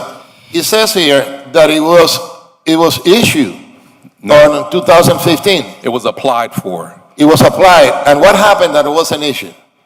She never finished the process, so there was a DERM Okay, issue. and how come if it didn't finish the process, why didn't the city contact her and said, listen, or whoever does not finish the issue and said, listen, you have not finished the issue, I mean, you have not provided the whole information, you cannot operate here because you don't have a CU or a BTR. She had notice of what was outstanding because she has the document that she put up on the screen. But then It is the action it is- should have been taken before. No, but it is the obligation of the business owner to follow through with those items. But we have That's to in every protect the case. city.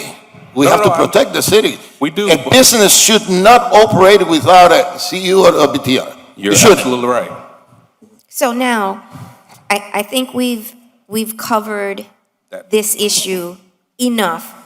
What is our path forward now? And I think we've shown that it was not our doing.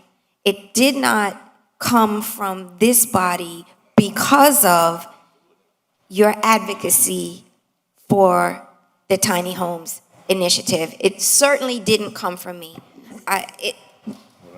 And I can't speak to I can't speak for my colleagues, but I can tell you that there was no effort. I didn't even know about it, so there couldn't have been an effort on my behalf to shutter the organization for lack of not having your CU, your BTR. But what I'd like to know now is what would be the path forward to providing the service to the community? Where do we go from here? And I believe, Commissioner Russell. Thank you. And then I'm going to recognize Commissioner Diaz de la Portilla. I think he had asked first, and I just, It's okay. okay. We'll give him a pass. He's got a couple months. So. Everybody's going to get an It's his opportunity to district anyway, speak. so. But I don't want to go over and over. I think No. we have established that it was a huge fail on the part of the city, and how this came to be at this time was not good. Thank you, Chair. I think you identified it, that the important thing is where we go from here. And for me, it's providing the good service to our residents. And what the department recommended, they already said what they plan to do, which is free access for those who already have a kayak, a paddleboard, or a mountain bike. And that is not everybody in the city. The service provided through the rental, the education, the teaching, the tours is something that's quite valuable. The other is the automated rental service through credit card or app. And I don't know if you've seen the pilot program we're running in some parks, but there's a stand with 4 paddleboards on it. You can get the app, and you can pay for a rental and go out with no instruction, and it's not the same thing. So what we have there is a very experiential service to our residents, which is very valuable with the classes and everything that they do there. I come from that industry, so it's not the same as putting out just a thing. So my goal would be, if there is a path to compliance, that they come into compliance, and that we at least allow service to continue with full rent payment of compliance, full CU and BTR of compliance, until we have an RFP issued. Because that RFP could be 3 months, it could be 6 months, it could be challenged to a year, and that area will sit unserviced for our residents. That's my thought. Ken, It's my turn. you don't want us to, give you a concession there, so you have something to do? Not for the next 2 years. We'll waive everything. 6 years, I think. It's Commissioner, please. Well, Then we'll go to my vice chair. thank you, Madam Chair. Look, I think that there's a clearly proven history of bad actions here. There's been testimony given that the vendor knew that she had to have a CU, a BTR, and she applied for one, but she never got one since 2016. She applied in 2015. She's been operating since 2016. You haven't had it, and you haven't gotten one. You continue to operate. It's also clear that you haven't paid the city what you owe the city. If I may? That's right. It's not a debate. That you have not paid the city what you owe the city. I have never gotten an answer from Ms. Lorenzo on what that total is. Do you have that number by any chance, so I know, just off the top of your head? Well, on the total, On this vendor owes this city. well, it's 140,000 plus the late fees, which we're working on. Okay, so whatever it is, they still owe the city a lot of money. Correct. I think Parks has testified, Ms. Hernandez has testified, they can provide the service over a period of time, right, until we get an RFP out. You said in October we'll get an RFP out and get a new vendor that maybe it's a more responsive and responsible vendor that can provide the service. We don't want to deny our citizens the service, but we also don't want to have bad actors providing the service. We also don't think that a rent, which is obviously a sweetheart deal for $750 for a lot of land, and now it's $1,194 for a lot of land that's being used, not rented, but used, occupied. So I think that the logical alternative to all this, a simple solution, is very simple. You terminate this vendor. That vendor's gone. The city provides a service, Parks Department, and they make sure that what Commissioner Russell recommended was with, whatever app you mentioned. I don't know much about apps. It's your business, not mine. But you do what we need to do, and you work with Parks and get Parks to provide the service, so we continue to provide to our residents, or our citizens, the opportunity to have those services there. We're not here to protect any particular vendor, and much less a vendor that has shown a number of actions over the number of years that have not been responsible actions towards the city. The city has lost a lot of money, has not been paid. So what I would recommend is that we terminate this vendor immediately. It's a month-to-month lease, and that we have the city take over the operation until the city can find a better actor or a better solution to the problem that we have. But this to continue with someone who has violated the requirements of our city and the payments to our city, has not paid it, doesn't even have the BTR or the CU, or has not made the payments, under the guise of providing a great service that no one else can provide. Apparently you have a monopoly in providing the service. I don't think you do. I think the city can do the same thing, and I think other vendors can do the same thing. So what I would recommend is we terminate this immediately today, 30-day notice, get them out of there. The city can do it, and then we move on from there. That's what I would recommend. Okay, let's hear from Vice Chair. Look, to try to answer a lot of the questions that have been put forth here, how did this come to be? Well, I'm going to tell you how it's come to be. Like many things that I have seen since I came back 4.5 years ago, that I have to ask myself, how could this have happened in our city? And how did it come to be? Now, I'm going to tell you that the north end of Virginia Key has become the Wild Wild West, where anything goes. Everybody pats everybody's back, everybody are buddies. You know what it is? That employees there, a low-level manager makes a decision to give 2 full-time employees of the city that are in salary and benefits over $100,000 to the trust, and nobody knows about it. And by the way, those 2 are not included in the 20 that I mentioned before, otherwise it'd be 22 for the year. We have, I'm going to show you pictures to show you what's going on there. This is the park that's supposed to be closed the minute the sun goes down. And many weeks, just about every night or every other night, there were parties going on. There was liquor. And I'm not saying necessarily her, but up in the tip that were going on. And this north end of Virginia Key, which, let me be clear, at least as long as I am here, and I think each of my colleagues feels the same, there will never, never, never be apartments, condominiums being built, all this baloney that has been thrown out there, Esther. That's not going to happen. That's another of the campaigns of misinformation, disinformation, fake news, to try to shift the sight of what really was going on. Now, how many corporations, Mr. Alonso Luff, do you have to work out of there? Just the outdoor center. Well, how about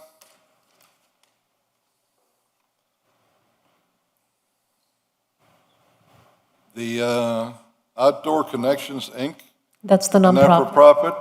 Yeah, we don't operate out of there. We Well, bring events to all the the park. pictures that they're showing, that you and family members or future family members are the board of directors, all the pictures they showed right at that place, that all the activities Right, so are done Outdoor Connections brings people to the outdoors.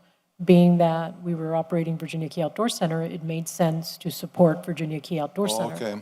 This isn't, but we did events in other areas, and in fact, if you look at our spring break program for Outdoor Connections, you can see events in other areas. Well, this is one of the areas that we also going to have to get into. How much of what this so-called nonprofit, Outdoor Connections, Inc., that in their gross revenue came from revenues there that should have been assigned to Virginia Key Outdoor Center, and the city should have gotten a percentage. I can give you that answer right now, and that's 0. Well, that's fine. You could give me the answer that you want, but I want the auditor to be the one that gives me the answer. I By can show being the able to auditor the go- receipts for the events from Outdoor Connections that were paid to Virginia Key Outdoor Center. Now, so there's no other corporation that No. you said, okay. The city of Miami, as you heard, which I just found that out today, built this facility, And the other allegation that I heard today that I hadn't heard yet, because everything that I was hearing before was that, how can you build tiny homes there? There's no sewer system. There's no water. It's going to cost you millions to get to it. There's no electricity. And the allegations that were made today by speakers were that we're trying to get them out of here so that we could use the sewer system that's there, Septic. and we could use the electricity that's there. Well, like Gomer used to say, surprise, surprise. So we do have sewer systems there, and we have electricity there, and apparently the city of Miami paid for all that too. In fact, if we start figuring out how much the city paid in building this out, put in the sewers, put in the electricity, you got to wonder how in the heck can anybody in their right mind have entered into a lease that the minimum guarantee rent was $750 a month? Because we spent tens of thousands of dollars in putting this together out there. But we did. The lease is 2.5 years over. In other words, it expired 2.5 years ago, any which way you cut it. Even if we go into the 18 months that she claims, but there's no documentation anywhere, that she claims that she was given by someone in the city. Even if we claim that, it's been 28 months, 2.5 years since this lease expired. So it's way, way over the time. It's been made clear by the statements today, but it could be done in additional ways, that during the pandemic, you were operating there. The question, and again, I'll address this, the city, sometime in May of this year, after having verbal conversations with Ms. Alonso Luft, No, sir. sent email to your corporation that talked about going to the request for proposal. In other words, going out for a bid. Precisely what you didn't want, because you really didn't go through that process before when you first got this. It was a different type of process that you did. And the bottom line is that I became the target. If anybody was target, it was me. Because knowing that she was going to have to go for a request for proposal, and the city made it clear several months before, in writing. Boy, you know, it's good to jump and say that I'm going to become a leader in this, so that once the city comes around, I could claim that that bad Joe Carroya was the one involved, or so-and-so was involved. And don't shake your head, because I saw your statements with the guy that helped you get this lease originally in his program twice. Twice. And you weren't crying then. You weren't feeling sorry for yourself then. You were joining with him, laughing, accusing Mr. Diaz-Lepertia of having come back to vote for the item of the tiny homes because he had been given green. I And never Mr. said that, Regalado sir. was all smiles saying, yeah, green, and you both said, yeah, money.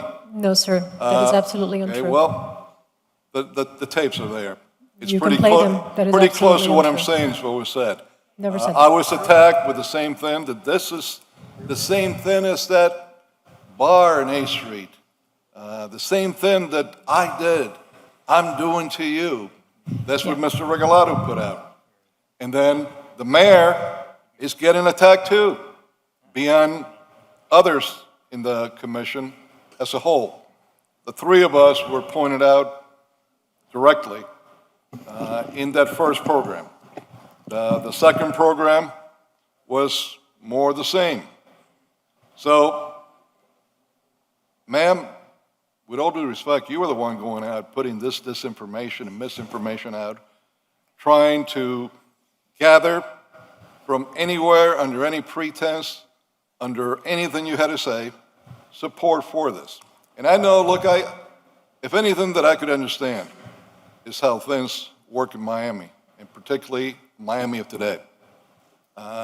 Every week, you were getting a couple of media outlets that some nice PR firm, I'm sure, that helped you, was leading you to them. And it was the same kind of attacks, that were untruthful. Now, I don't care on the issue of the tiny homes, because I will tell you now, I think I've made clear already that there's no construction that's going to happen there in any way.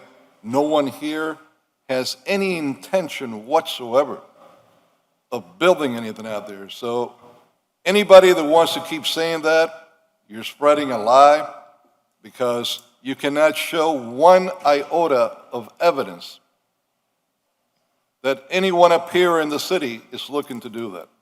Secondly, I had always stated that Virginia Key was not the main site that we wanted to go. If the county would offer a site, an unincorporated date, that would be the ideal location. And within the last couple of weeks, in conversations we've had with the county, the homeless trust, it does appear that we're going to have some sites in unincorporated Miami-Dade. And once, hopefully, we reach agreements to that, and these are conversations that are in process, then that's where we're going to build the tiny homes. So this has got nothing to do. And by the way, I'll say this for the record. While before we were afforded the opportunity by the Homeless Trust for the county of this other property in unincorporated Dade, I felt that outside of that, this is the best property that the city had away from any of our residential neighborhoods to put the tiny homes. I do not believe that the site in Virginia Key that we chose was necessarily the best site. There were some other sites there that were, in my opinion, better, cheaper to have gone with it, but I wasn't making those decisions. Those were made before I looked into it. But that's neither here nor there, because none of this has to do with the tiny homes. This has to do that you haven't paid monies due to the city for a long time. This has to do that for whatever the reason, you didn't finish getting your CU. And that's not our fault. And we have an obligation to the residents of Miami, in particular a contract like this, that just because it's not a multi-million-dollar contract doesn't mean that it's not important. It is an important contract. And based upon what you were paying and reported that you were making, it's a pretty sweetheart of a deal of a contract. So this got to do with you not paying the city what is owed. And anywhere in Miami, in America, in the world, if you're leasing from government, from the private sector, from whomever, and you don't pay what is owed, you're going to be taken out. Commissioner, would you like to go through your? Yes, thank you. I only want to show this not because we're going to charge her any more money or anything, of course not, but I want, because there was so much discussion going on, the people to see all the additional thousands of acres that were being used exclusively for her business. You see it all up there. You see it up here. Even tractor trailers with stuff. All that is being taken by her. Here's some more, another trailer. More of the canoes, kayaks, picnic tables with, I'm not counting the park area. You got more trailers on the side, more equipment on this other side of the trailer. Now, over here now, is what I'm talking about, the wild, wild west that we've had here. This is in the side as you go further in. That area is the highest area of Virginia Key. It's about, if I remember correctly, don't hold me to it, could be about 100 acres or so, give or take. The last 20 acres or so are actually the best parts of Virginia Key because you have a beach, at least I remember there was one there, and it overlooks directly the restaurant, the beach of Fisher Isle, the marina of Fisher Isle. So that's a heck of a view from there. You talk about $1 million view. And it's got a beautiful view of downtown. Well, I don't know who's got all this there in the additional acres beyond her property, but they're certainly not paying the city any lease. I don't know if there's anything in writing that Dream has, that you're aware of this. Look at all this. And then in one of those pictures, I don't know if it's up here or not, there's a big sign. Danger, there you go, men drinking. And this is just not a sign. We have pictures that show people drinking, not just beer, but alcohol. Here's one heck of a party going on at night in that site. There you go with the alcohol, the beer. It's a party in the daytime.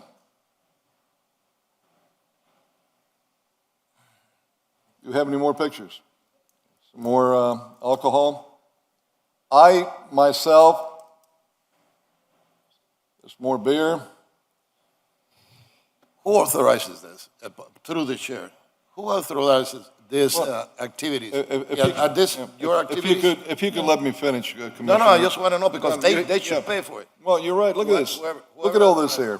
Now, one night, after all the brouhaha that she was closed down, I was invited to dinner in Key Biscayne, which I went. It's a public restaurant. Nobody came to try to tar and feather me. Everybody was super warm and friendly and gracious. Nobody talked to me about Virginia Key. This is Key Biscayne. This should tell you how much overall the residents of Key Biscayne cared about this. It's 5 miles away from them. But coming back, it was about 10:15 or so, we saw a truck coming from Key Biscayne full of debris. I don't know what it had, whether it was dirt or what, and it went into the opening of Virginia Key that, goes to the beaches, the sewer plant. So we followed it to see where it was heading. Sure enough, it was heading to the sewer plant. To this day, no one can tell me what are these trucks that are coming from Key Biscayne at night, what are they bringing to the sewer plant, why are they going there at night? It's like Zone 51. I don't know. But that's a 107-acre plant. When I went there, there was no security to be found anywhere. But when I did go all the way to where Ms. Alonso Luft has her business, right beyond that, almost entering, but not entering, the area of the mountain bikes. In fact, this is in the area where we were planning on putting the tiny homes right by the water. There were about 15 vehicles that were parked, and they were having one heck of a barbecue with a big barbecue fire. And there was a city vehicle that I find out now is from Parks, and they were looking at it all, not doing anything. And this is a constant stuff. You go into the internet, you'll see from last year, from before, this year, all the night activities that were going on there when this park is supposed to be closed. Now, let's go into the mountain bike area. There have been in the past several years at least 68 incidents where paramedics were called and had to go to Virginia Key in this area. The bulk of those calls were to this area where the mountain bikes are. For what? For accidents. And there were more reports of broken bones than Santero has with chicken bones that he throws in the backyard. In fact, one of the reports that I believe ended up in some kind of lawsuit, but I don't know what the outcome is. In the morning, they found a bike thrown on one side, the individual on the other side, and they were dead with a broken neck. The story that you could go with families out there into that area beyond Miss Alonso's left. I'm talking in the area where the mountain bikes are at that she doesn't lease. It's also a false narrative. You cannot walk there with little kids, even adults, and not risking getting run over by one of these bikes that are zooming through there and coming out of curves and so on. It's extremely dangerous. But more so, the point that I want to make, the organization that has this, or advertises the Mountain Bike Association for here, they're out of Hialeah. Oh, I know, if they got a business here, they pay a couple of bucks in taxes, they got more rights than we, the ones that own homes and property in the city and live here. This is what they're trying to make us believe now, but that's not so. The bottom line is that you could look at all the little kids in the summer camps that Miss Alonso Love brings in. Not too many people that look like you or Larry Springs or Natasha that go to that camp. In fact, one of the things that I was reading, it said they were bringing them from Miami Beach. The pictures that I see of people kayaking, and I'm only bringing this up because of the other spin that some try to give it today. I'm sorry, but I don't see too many African Americans renting from you at all. If you visited them, Certainly you the will. pictures don't show it. So you need to take the right pictures. The mountain bike area, it's the same thing. But the bottom line is, it's a very small group of people that have taken over for themselves the whole northern point of the island, where, unlike any of us that can go there at night, we can't because the park's closed, and most of us follow the law. They're using that park as their own. That area of Virginia Key has become the private domain of a very few.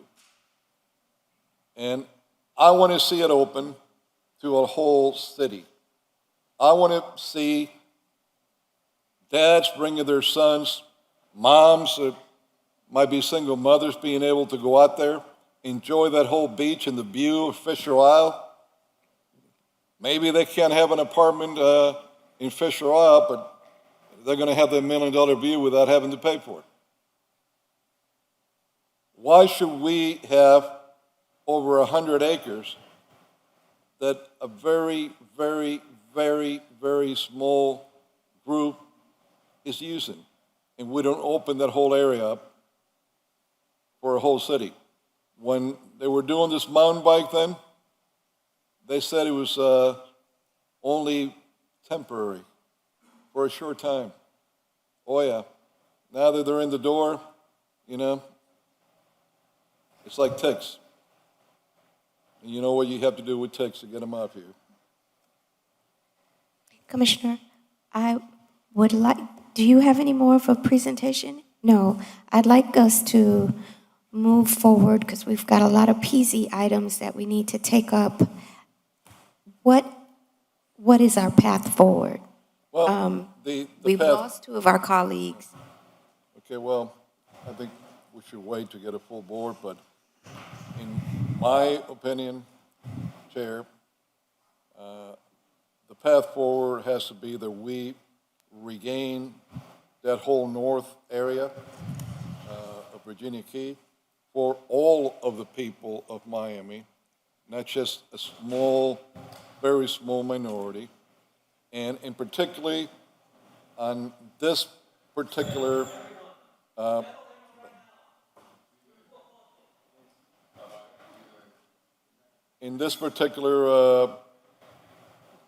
business, I think the city has done what it needs to do. There's no way that we can bring any business back that owes us money like this, and so far has not given the city what the city has requested and is allowed to have under the contract that they originally entered into, so that we can determine what is truly owed to our residents or not. So I think that we should have parks do whatever they can to run that in the meantime. And the RFP that I believe you have done already, I don't know, maybe. So the plan is to publish early October. Early October, right? Yes. Yeah, that Parks handles it, whether by itself or by bringing some additional people in a temporary basis until the RFP goes out. And Madam Chair, Wait, hold on. just to clarify. Yeah, hold on one second. sorry. I'd like to hear from the manager.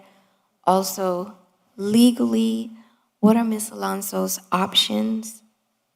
What is the path forward, irrespective of whether they continue to operate the center, their obligations here? Will she be able to apply for the RFP if she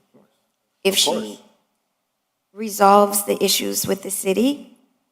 Yeah, the only way she can participate as part of the RFP process is if all the financial responsibility and obligations she has is met. So she can't have any outstanding financial monies owed to the city, otherwise she can't participate. Okay, but is administration working with her? Will you work with her to determine what is owed, what is outstanding? Because there's a discrepancy in what you're saying and what you believe to be true.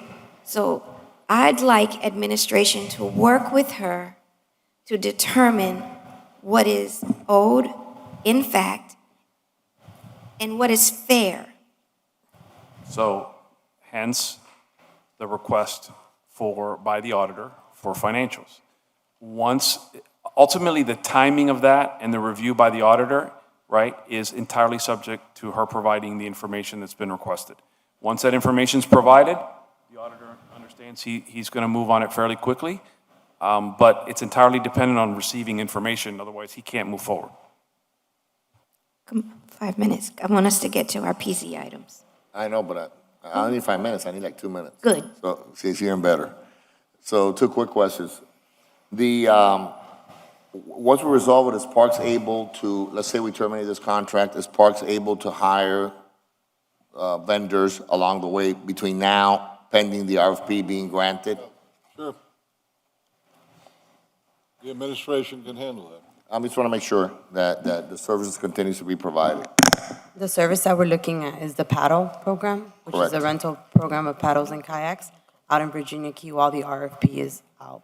Once the RFP comes in, which should take 3 months, we'll bring it back to commission for award. But yes, we'll be providing rental services. Perfect. Okay. And then the second question is, the RFP will come out in early October, and what's your response time? In other words, how much time, Ms. Perez? You were honored today, so give me a nice answer, okay? Good afternoon, You're gonna do a real, how are you gonna do it? Congratulations, by the way. Good afternoon, Good afternoon. Commissioner, But Chairwoman. you're gonna be able to do it real fast, so we can make sure we have Yeah, a... we anticipate doing the RFP and bringing it to commission sometime in January of 2020. That's too late. Is there a way to do it faster than that? Remember, the holidays are in between, and I know, we have we to all have put 30 holidays, days. but- I know, I know. but that's typically an RFP is about 6 months. We're expediting this one to about 4 months. Mr. Manager, can you expedite that even more than that, you think, for us? We'll make every effort to make Okay, it faster. that's good enough. We always do, And of yes. course, they can compete once they live up to their commitments, right? If everything is cleared up, otherwise they would be found non-responsible. So, Okay, I also wanted to proffer one more idea. okay. If we are looking for a provider at this moment, if this body wishes, we could declare an emergency and hire We could somebody do- in the meantime. We could hire someone on a 4/5 vote, correct? Correct. If we wish to. We could also do that. We could also, on September 22nd, come up and have, somebody else come in and take over the job immediately, right, with a 4/5 I vote? think that's appropriate. That's probably On what a we should prob- temporary basis. On a temporary Yes, basis, for 3 until months the or 6 RFP. months or whatever it is, of course. Okay, On a so do you want to temporary- make the motion, Commissioner Carrillo, or you want me to make it? You can go ahead and make it. I'll make the motion, we terminate the contract. Well, the contract is The terminated. contract has been terminated. It's been terminated. I made the motion of the Parks Department will handle it on a moving forward basis until we reconvene again on September 22nd, and perhaps consider other options available to us. Okay, and I want to make it clear that I have a motion and a second. All in favor? Aye. No, wait, discussion. That's to, Okay, okay. because there are other options, so.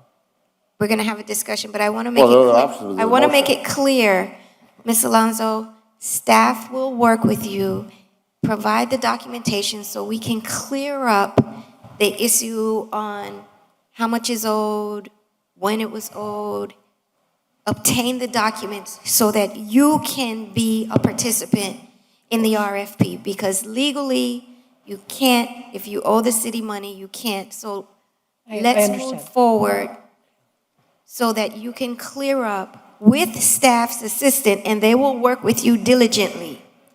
This will be a priority so that this will be able to be resolved. You can apply, you can participate in the RFP, because I know that you've done a good job out there with the paddle boarding. I've listened to everyone, and I want you to have an opportunity. And I don't believe that all of this is her fault. Not having a CU from 2016 and it just being brought to your attention now, I don't feel like you can bear the responsibility of that alone. So, And Chairwoman, I know you've allowed me time, but if I may just have 2 minutes? no, we don't need to. But it's relevant to what's been said, and I'll give you the documents and. Give it to staff. I want to move the agenda, but I want you to know that staff will work with you. Get the information to the auditor. He will work with it. We will make it a priority. I want to hear from Commissioner Russell as he has an alternative to the motion that's been proffered. Thank you. I think 4 months without it's not easy to gear up a new service to replace what they're doing now. And if we could bring them compliant financial CU BTR within this next few weeks, they could provide that service for the next 4 months. They're already there, the jobs, the experience, and the reviews they have, they are a good service operator. They have not been great with their paperwork this last couple of years and the payments. But if we can get them compliant, that's why we're not code enforcement, we're code compliance. We try to bring our good vendors into compliance. And if we could, then we at least fill out that 4 months without a question mark for our community. This is the busiest time for the water sports industry, is this fall and winter months. And it's a good time for them to make money and for us to make money. They weren't getting cheap rent. 10% of their revenue when they're making, $500,000 a year is not bad. It's a small business. And if we can get them compliant and they could keep their folks working and we could keep the service to our residents, that would be the path I would prefer, but it would be up to the administration if they can help them get compliant and if they're willing to be compliant. That would be my position. Commissioner Reyes? Yes, I strongly agree with Commissioner Russell. And given the fact that both the city and her have made mistakes. Both. Yeah. I mean, I cannot blame her only without blaming the city. I cannot blame the city without blaming her. You see, both made mistakes. And I agree that, and we all the time, I agree that we give always a chance people to cure the problem. We are going to go into an RFP, and if she cures all or complies and all of that, she'd be able to go into an RFP. But why don't we give her time, just as you stated, to come into compliance and go into RFP and keep running the rental until, for 4 weeks, 6 weeks, whatever. If she doesn't come into compliance, then she will go out and she won't be able to go into an RFP. But we have to give them a chance because the blame is shared. The blame is shared. I disagree. Well, we have a motion, so let's just way vote on it. that you're presented it, but since it's up for discussion and we're discussing it, has she done anything to try to move forward and cure and get her certificate of use? I mean, no, not that I'm aware of. Okay. So May I here we respond are. to that?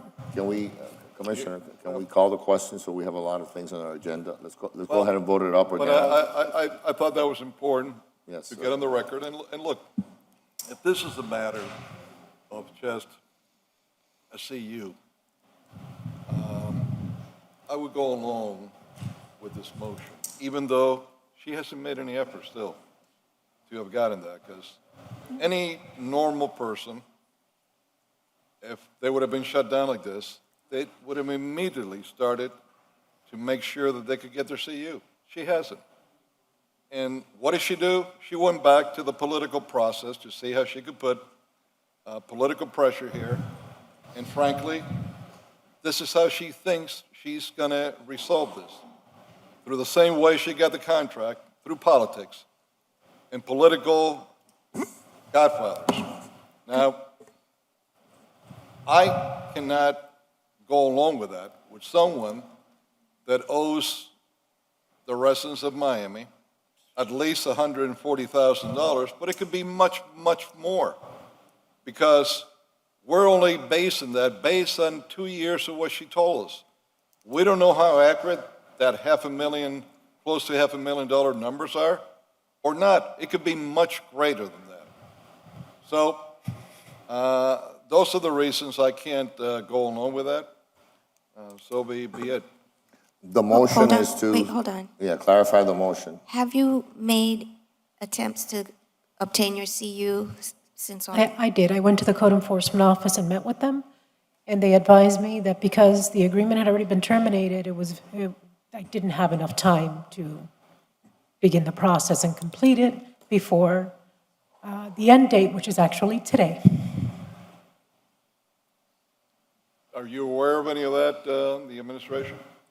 No, but technically, she's spot on correct. As of today, she's no longer a tenant, so she wouldn't be able to get a CU without a lease. So, and it's my understanding that all the equipment has been removed from the site, so. Well, she'd I have no- a few she- things left. She'd have no mechanism to Yeah, but obtain a CU because she doesn't currently have a lease. So the She had motion, 30 days before, though. or 5 years.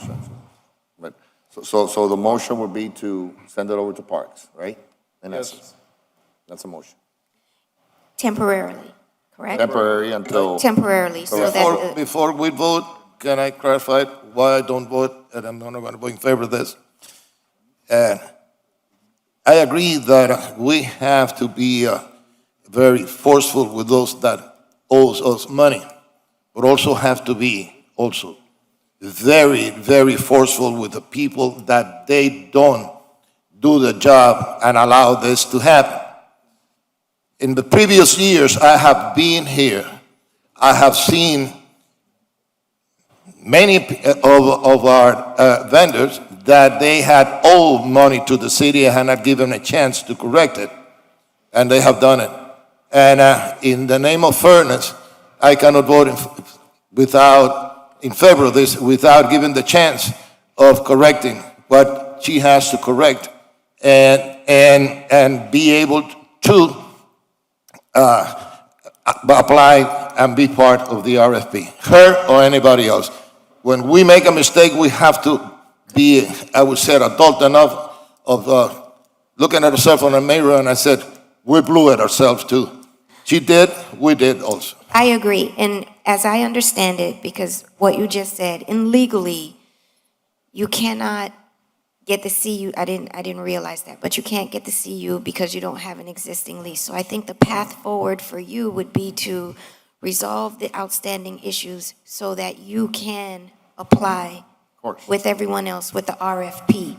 In the interim, because you don't have a lease, you don't have a CU, you can't get it, you have the issues with what is owed to the city. I think it's responsible for us to allow someone temporarily to get, because you won't be able to do what is required within a week or two. And I think we want to continue to provide the services, but I want to see you have the opportunity to apply. And I will, if you'd like, I will keep in touch with administration to make sure that they are moving as quickly as possible to resolve your issues. I will give you that pledge. But for now, because there is no other path forward for you to open again tomorrow, I'm going to allow a temporary someone to operate this site until they can get the RFP. But if you can come back in 2 weeks with this resolved, because it's supposed to be an emergency person, but if you can come back in 2 weeks and you've resolved all of that, then I will be in favor of you taking it over until the RFP is issued, and then you can apply for it. That is fair. Yes. That's fair? Fair. That's fair. Let's move Do you forward. feel like that's fair? It is. There's just, I'll be perfectly frank, there's so many issues on the set-offs that I don't think it'll happen within a 2-week period. We have everything from months that are being claimed that under Section 13.1 of the lease, I believe should not be claimed, and I can put that into the record for you for ease of reference. You know, on the CU issue, I had inspections dating even as far down as 2017, and we got cited for a CU and it was cleared. So I did believe that we had one, and Well, and that's a mistake. But right, we're not but gonna, going forward, we're not gonna, but there were we have a path forward now, we have It a did. motion. We are going to Let's work vote with it you. out. Staff is going to work with you. I'm going to make sure that they work with you, get the documents that they need, sit down. The city attorney's office will also work with staff to make sure, and I'm sure Commissioner Russell will be a part of this as well, right? To make sure that it's a fair process. I just want to make sure you understand, the set-offs include everything from repairs that we were expected to make after the city collected money from FEMA that didn't go back into the facility. There were, at some point, about 2 years ago, the city started collecting parking fees from the walk-up customers, and our business was significantly reduced, and I can document that. I'm happy to show that to the auditor. And I'd like to I point out- recommend that you get an attorney to be an advocate for you. And for the auditor, that none of those audit letters have any time frames or So even time is of the explanations as to what they need. Time is of the essence for this issue. This is going to require all of your attention to get this I stuff. understand. And I would recommend that you get an attorney to assist you with this process, because those issues that you are bringing out, it's more than we can address or should address. It should be addressed with administration so that you are treated as fairly as possible. So with that, do I have all in favor? Aye. Aye. No. Okay. Chair, And for the record, the motion passes 4-1 4-1. with Commissioner Russell voting no. Right. And for the record, my vice chair alluded to it. As a result of this tiny homes issue, what happened, the unintended consequence, is that more people got involved with our homeless issue. I'm a member of the Camillus House for many years, and I care deeply for the homeless population. And what has happened is that now Miami-Dade County and the city of Miami are in communication, and I believe that together we have a path forward. So, as my colleague stated, there will be no tiny homes on Virginia Key, and I wish you good luck. Thank you, I appreciate it. Just Madam one Chair, quick- hold on a second. Yes. Is that going to be 2 weeks or 4 weeks? However long she needs. However They're- long she needs. They're going to, Okay. they're moving. However long you need. The You hear that? resolution. Well, I mean, if she doesn't Well, there'll have be the an information, RFP. right, but if she doesn't have if she hasn't resolved it by the time the RFP goes out, then she won't be able to apply it. That's right. I mean, Right. we can't circumvent the law, But- but I'm going to make sure that the staff works with you so that, you know, it's not sitting on someone's desk for 3 weeks and then you can't. And to, okay. Commissioner Reyes? And also, as I just stated, in what we voted on, if she resolves this, then she could go back and manage until her business, go back to her business until the RFP, that's what she said. That's not the motion. The motion is to allow someone to temporarily operate this space. For now. For now. If she solves it, then she goes back. If she resolves it, well, you had said within 2 weeks before. Never 4 said weeks. 2 weeks. There was never a time frame. If she resolves it, she can apply for an RFP. No, that was- It's not that no, the motion was not that. I made the motion. Well, I want to rescind the vote because Then vote no. I voted, no, yes, I'll vote no. Vote no, It's that's my fine. prerogative. But that's not the But, issue. but I understood that what the Madam Chair said, and, I mean, go Well, the back to the Parks- record. yes, That because I she did say would that. be able to Parks come is back. Parks is going to operate it for the next 2 weeks until we can get someone to operate it in an emergency basis, but that would take Right, like 2 weeks. But not them. It could But be- if she resolves her issues. Oh, yes, well, but it if doesn't she have re- to be her, right? The commission has to vote on it. Right, but if she resolves her issues, Sure. she will have an opportunity to operate the center temporarily until the RFP goes out. If you can get. It is through. granted until the RFP Yeah, is that's granted. fine. That's fine. Right, but we're going to have a temporary the Parks Okay. Department is going to operate it temporarily, and then they're going to find someone on an emergency basis to operate it until the RFP process is done. That's different, After yeah. the RFP is granted, and she will be able to compete, and then She most definitely will be able to compete with and the if it RFP. is granted to her, then, You just have to cloud the issue from my perspective to make sure we're okay. I think we already voted on it, but that's okay. The point is that if people have not complied with our rules and regulations, they should not be told, hey, do this and you come back in 2 weeks. The city attorney is trying to. Go ahead. I didn't want to interrupt you, Commissioner, but I do want to also say that it might be better to, I understand you want to give give her an opportunity if she's able to clean everything up. However, understand that it's not that easy because she is technically now, does not have a lease. And then you have charter implications. What I would suggest that maybe if you want to revisit that, however you would do so, but we would have to really look at it because it's not just as simple as if she gets her books in order that she can come back in. Of course not. Because she doesn't have the lease anymore. No, she doesn't have a lease. It means that she would need a 4/5 vote to get the contract again. That's what it means, because. On an emergency basis. Right, but it needs a Well, then, 4/5 but- vote. okay, So but what let her- happens is that the only thing we're doing today is giving it to Parks. Right. Issuing an RFP, which they already told us by October, but it's not that she can come back in 2 weeks and get it back, because it doesn't work that way. I understand that, but if she Right. gets if she gets everything clear and we are voting on the person that's going to operate it on an emergency basis, and she is eligible. Yes. I understand it takes a 4/5 vote, but she will be eligible to throw her name in the hat for the emergency operator until the Yes. RFP is done. I just wanted to make sure that everyone understood that there would be But a I understand process it's that would not have to be followed. easy. She has several hurdles to Can, get through. can I bring Yes. something forward? Yes. I think it's important. We voted already, but I think it's important to get it on the record. This comes from their website that we could all look at.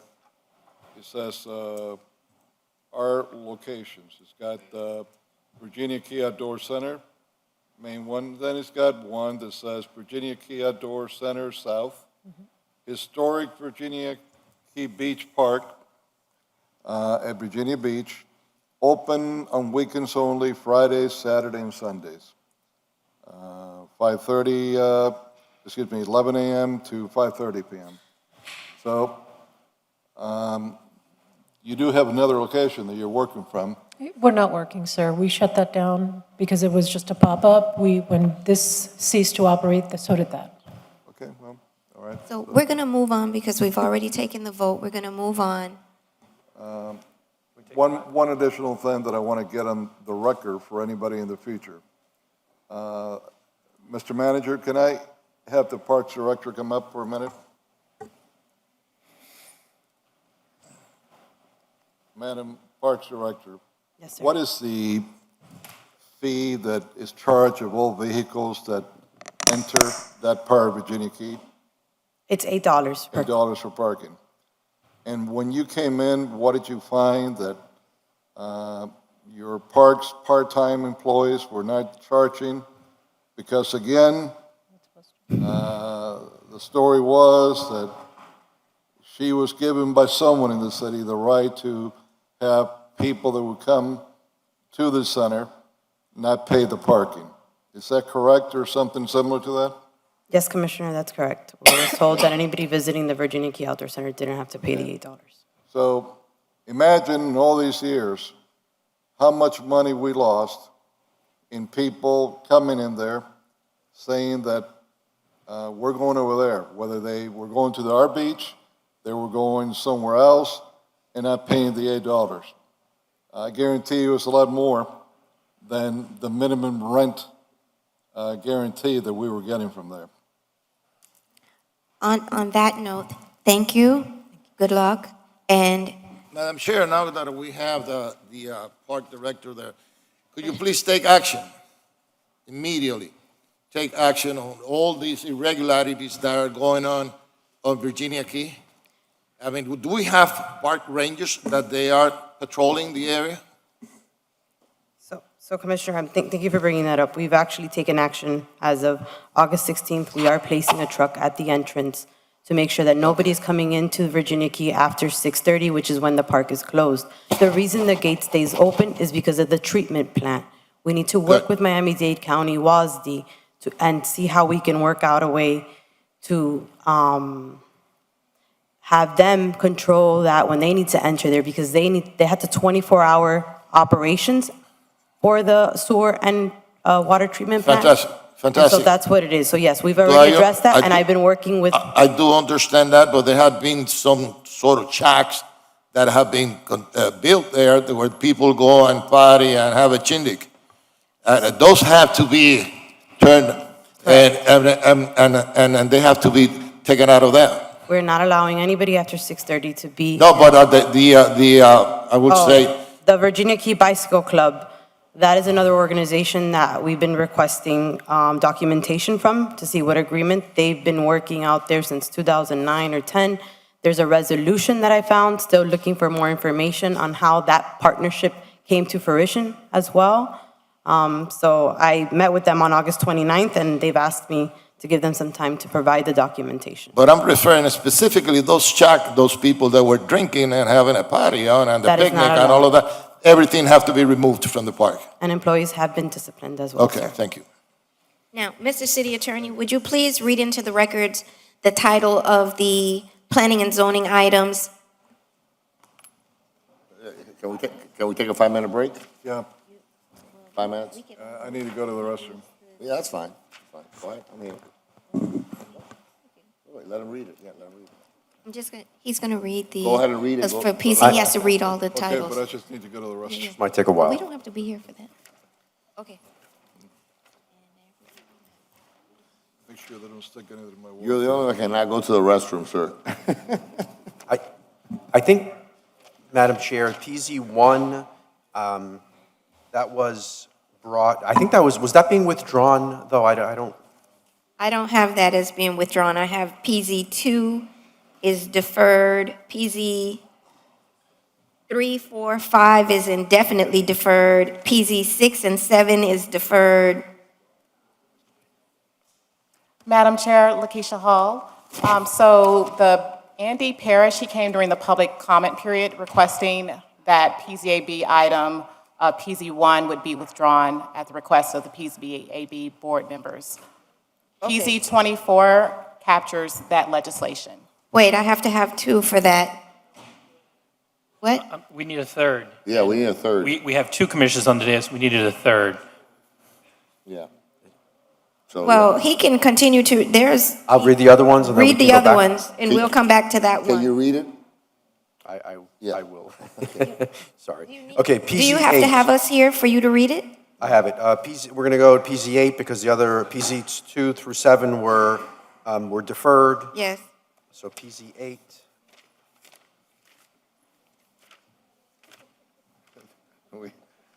Do we have to call Vicky, or? No, I think we can, I might be able to handle it. Thank you. Okay, here we go. An ordinance of the Miami City Commission, this is PZ8, an ordinance of the Miami City Commission amending ordinance number 10544 as amended the future land use map of the Miami Comprehensive Neighborhood Plan pursuant to small-scale amendment procedures subject to section 163.3187 Florida statutes by changing the future land use designation from single-family residential to public parks and recreation of the acreage described herein of real property located at 600 Southwest 63rd Avenue, 610 Southwest 63rd Avenue, 601 Southwest 63rd Court, and 615 Southwest 63rd Court, Miami, Florida, as more particularly described in Exhibit A attached and incorporated, making findings and providing for an effective date. PZ9, an ordinance to the City of Miami Commission amending the zoning atlas of ordinance number 13114, the zoning ordinance of the City of Miami, Florida, as amended by changing the zoning classification from T3R, suburban transect zone, restricted to CS, civic space zone, for the property generally located at 600 Southwest 63rd Avenue, 610 Southwest 63rd Avenue, 601 Southwest 63rd Court, and 615 Southwest 63rd Court, Miami, Florida, more particularly described in Exhibit A, making findings containing a severability clause and providing for an effective date.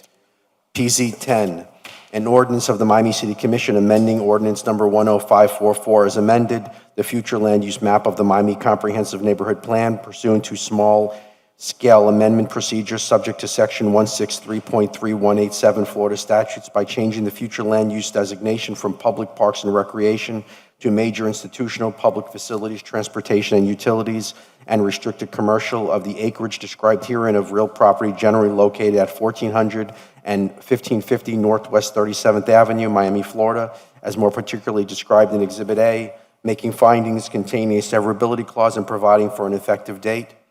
PZ11, an ordinance of the Miami City Commission with attachments pursuant to Articles 3 and 7 of Ordinance Number 13114, the zoning ordinance of the City of Miami, Florida, as amended, rezoning certain parcels of approximately 130 acres, 5,677,404 square feet for the development of the Miami Freedom Park Special Area Plan, SAP, located at approximately 1400 Northwest 37th Avenue and a portion of 1550 Northwest 37th Avenue, Miami, Florida, as more particularly described in Exhibit A.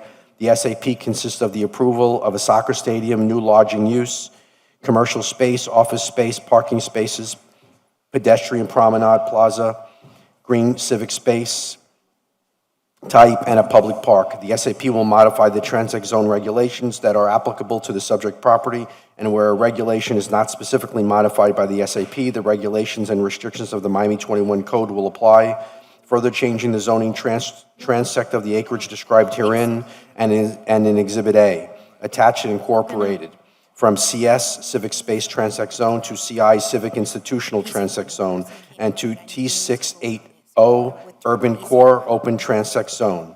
All is further described in the regulating plan and concept book attached and incorporated as Exhibits B and C, making findings of fact and stating conclusions of law, providing for a binding effect, containing a severability clause, and providing for an effective date.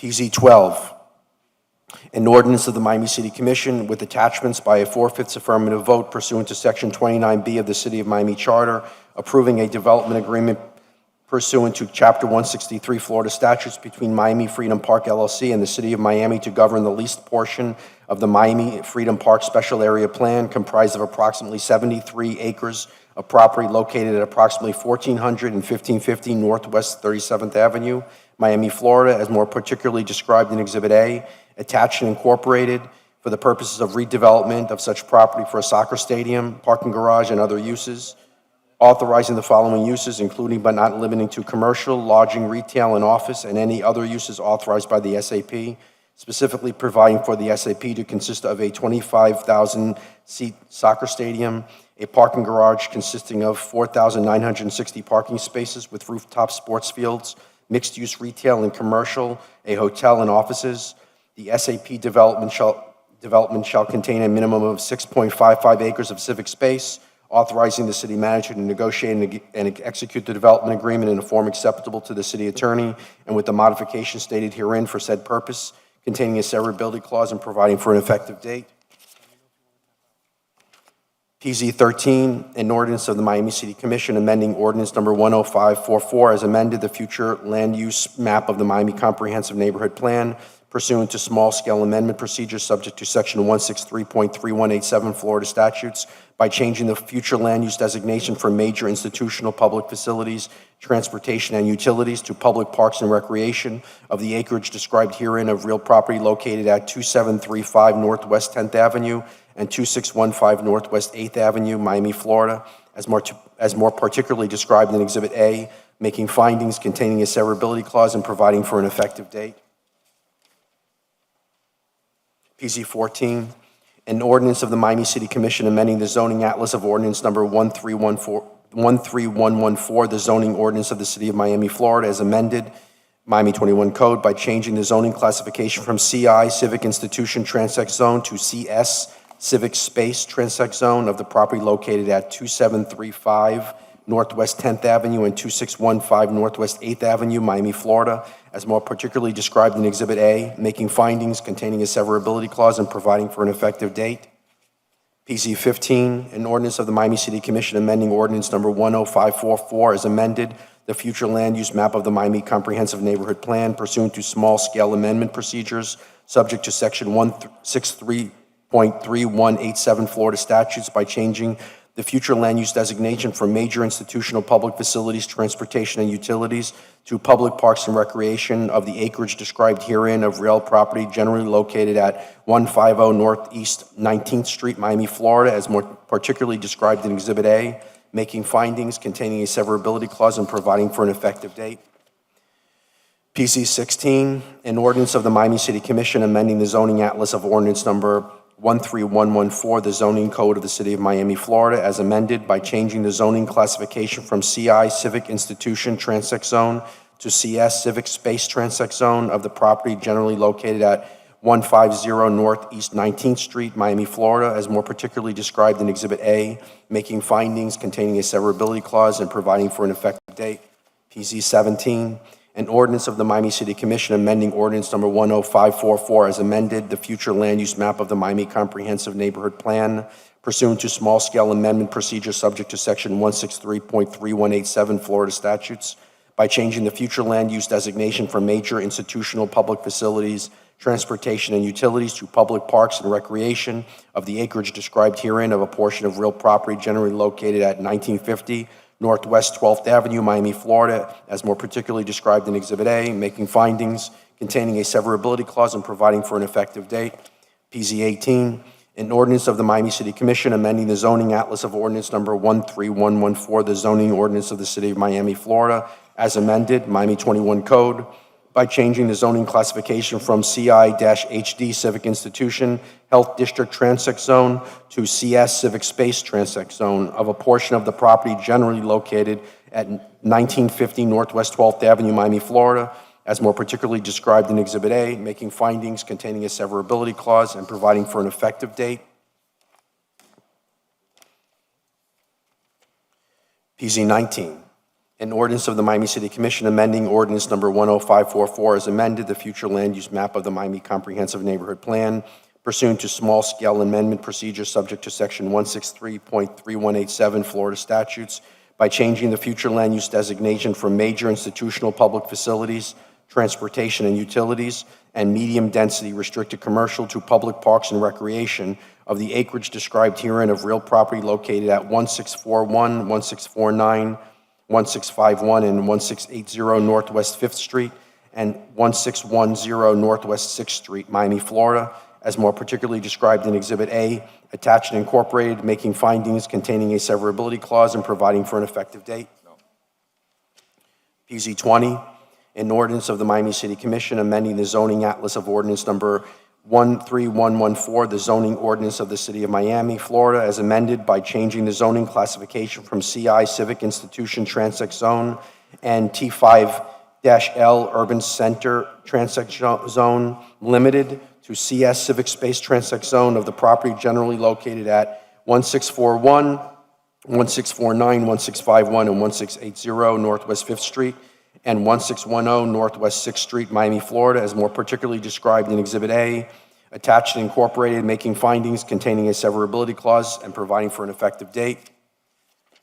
PZ 21, an ordinance of the Miami City Commission amending ordinance number 10544 as amended, the future land use map of the Miami Comprehensive Neighborhood Plan, pursuant to small-scale amendment procedure subject to section 163.3187 Florida statutes by changing the future land use designation from major institutional public facilities, transportation and utilities to public parks and recreation of the acreage described herein of real property located at 3851 Rickenbacker Causeway, Miami, Florida, as more particularly described in Exhibit A, making findings containing a severability clause and providing for an effective date. PZ 22, an ordinance of the Miami City Commission amending the zoning atlas of ordinance number 13114, the zoning ordinance of the City of Miami, Florida, as amended, Miami 21 Code, by changing the zoning classification from CI Civic Institution Transect Zone to CS Civic Space Transect Zone of real property generally located at 3851 Rickenbacker Causeway, Miami, Florida, as more particularly described in Exhibit A, attached and incorporated, making findings containing a severability clause and providing for an effective date. PZ 23, an ordinance of the Miami City Commission amending Article 6 Supplemental Regulations and Appendix J Wynwood Neighborhood Revitalization District, NRD 1 of ordinance number 13114 Miami 21 Code, as amended, more specifically by amending Article 6 titled Supplemental Regulations, Table 13, Appendix J, Section 2, titled Purpose and Intent, Appendix J, Section 3, titled General to Zones, Appendix J, Section 4, titled Standards and Tables, and Appendix J, Section 5, titled Specific to Zones, to establish a program for micro-dwelling units in the Wynwood Neighborhood Revitalization District, NRD 1, to amend the scope of review of the Wynwood Design Review Committee, WDRC, to amend the off-street parking requirements relating to existing structures and for new small-scale development, to amend the requirements of attainable mixed-income developments, to amend the small building parking standards, to amend rooftop development standards, and to amend the requirements for painted art murals containing a severability clause and providing for an effective date. PZ 24, an ordinance of the Miami City Commission amending Article 4 of ordinance number 13114, the zoning ordinance of the City of Miami, Florida, as amended, Miami 21 Code, titled Standards and Tables, more specifically by amending Article 4, Table 12, titled Design Review Criteria, to amend the criteria for the review of entitlements applied for under the Miami 21 Code containing a severability clause and providing for an effective date.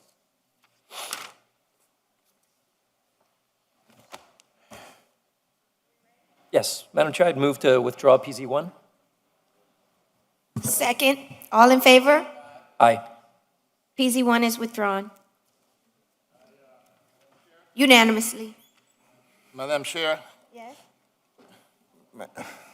Before we go into, I'm sorry, no, I would like to move PC8 and PC9 that they deals with a park that we are going to start.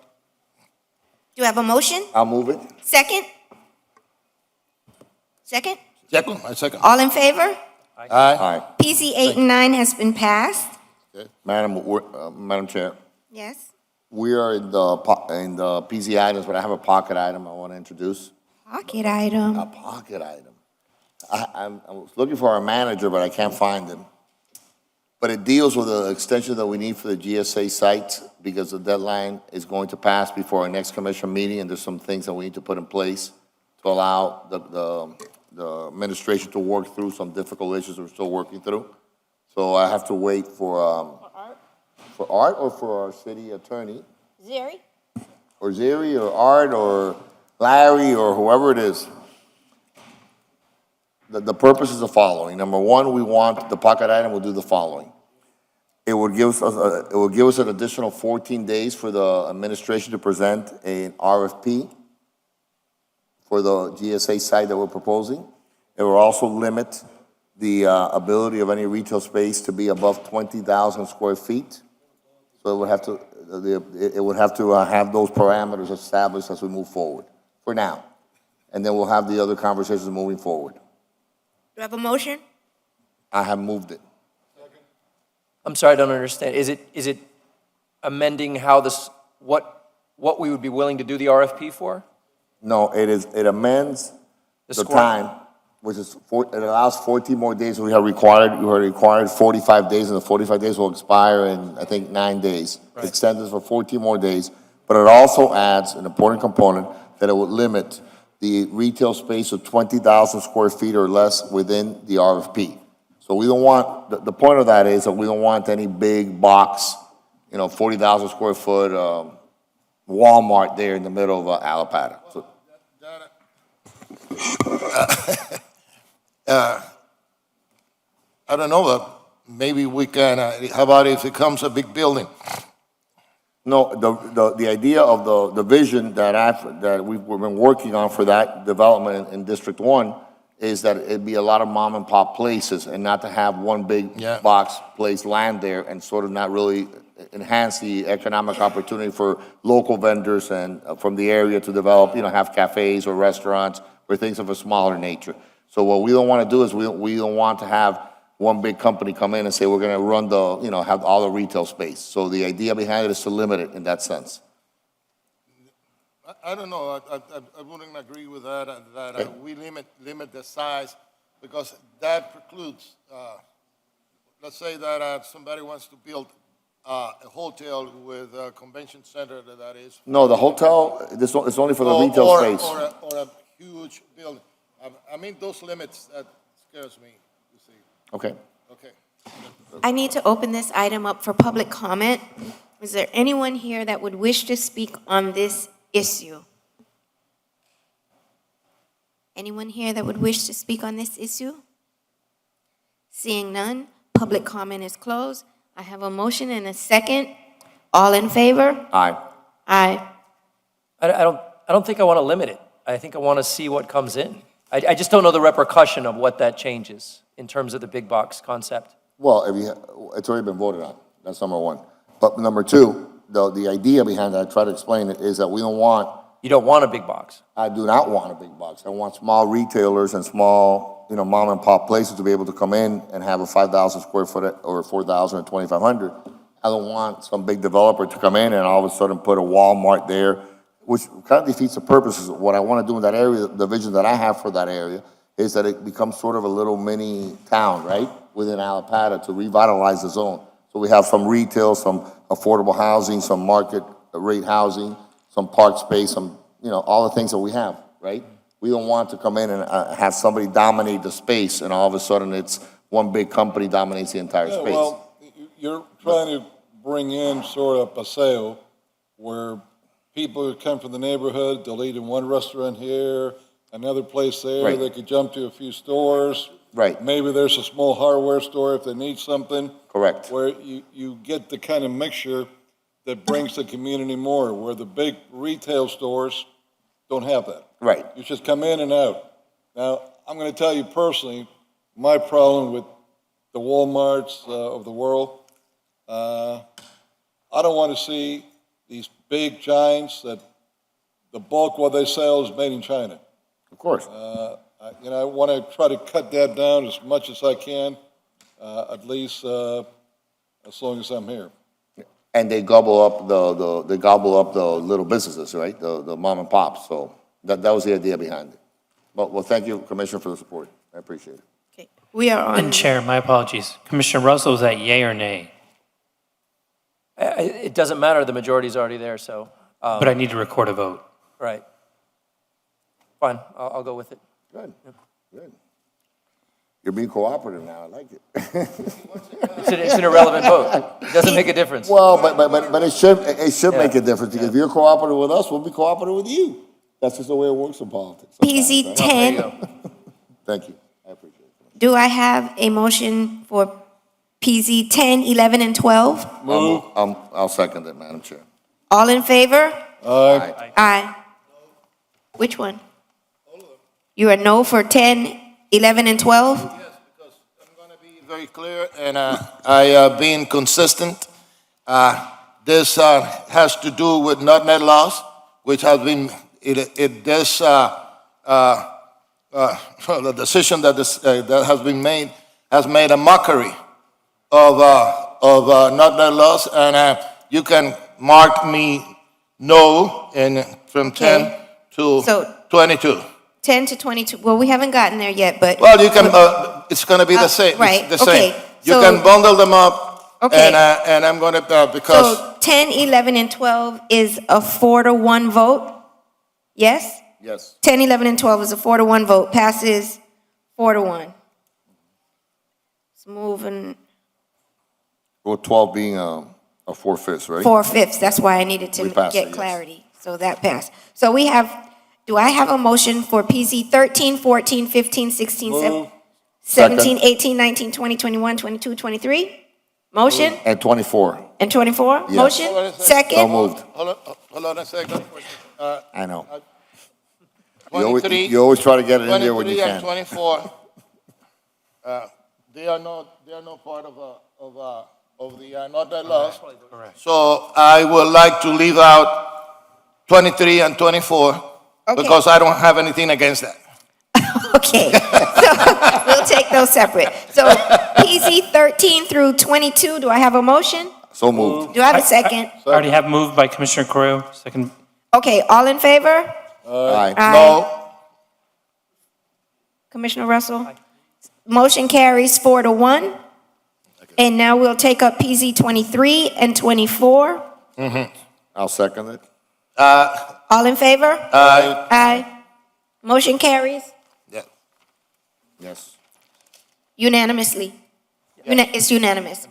And that, my friends, concludes the, The PC, but we're going back to, the general commission meeting for a minute. 3, 4, and 5. are we finished? Yeah. I got We're finished. a real quick item, real quick. Okay, I don't think it's non-controversial. Okay, which one is that? Is it a pocket item?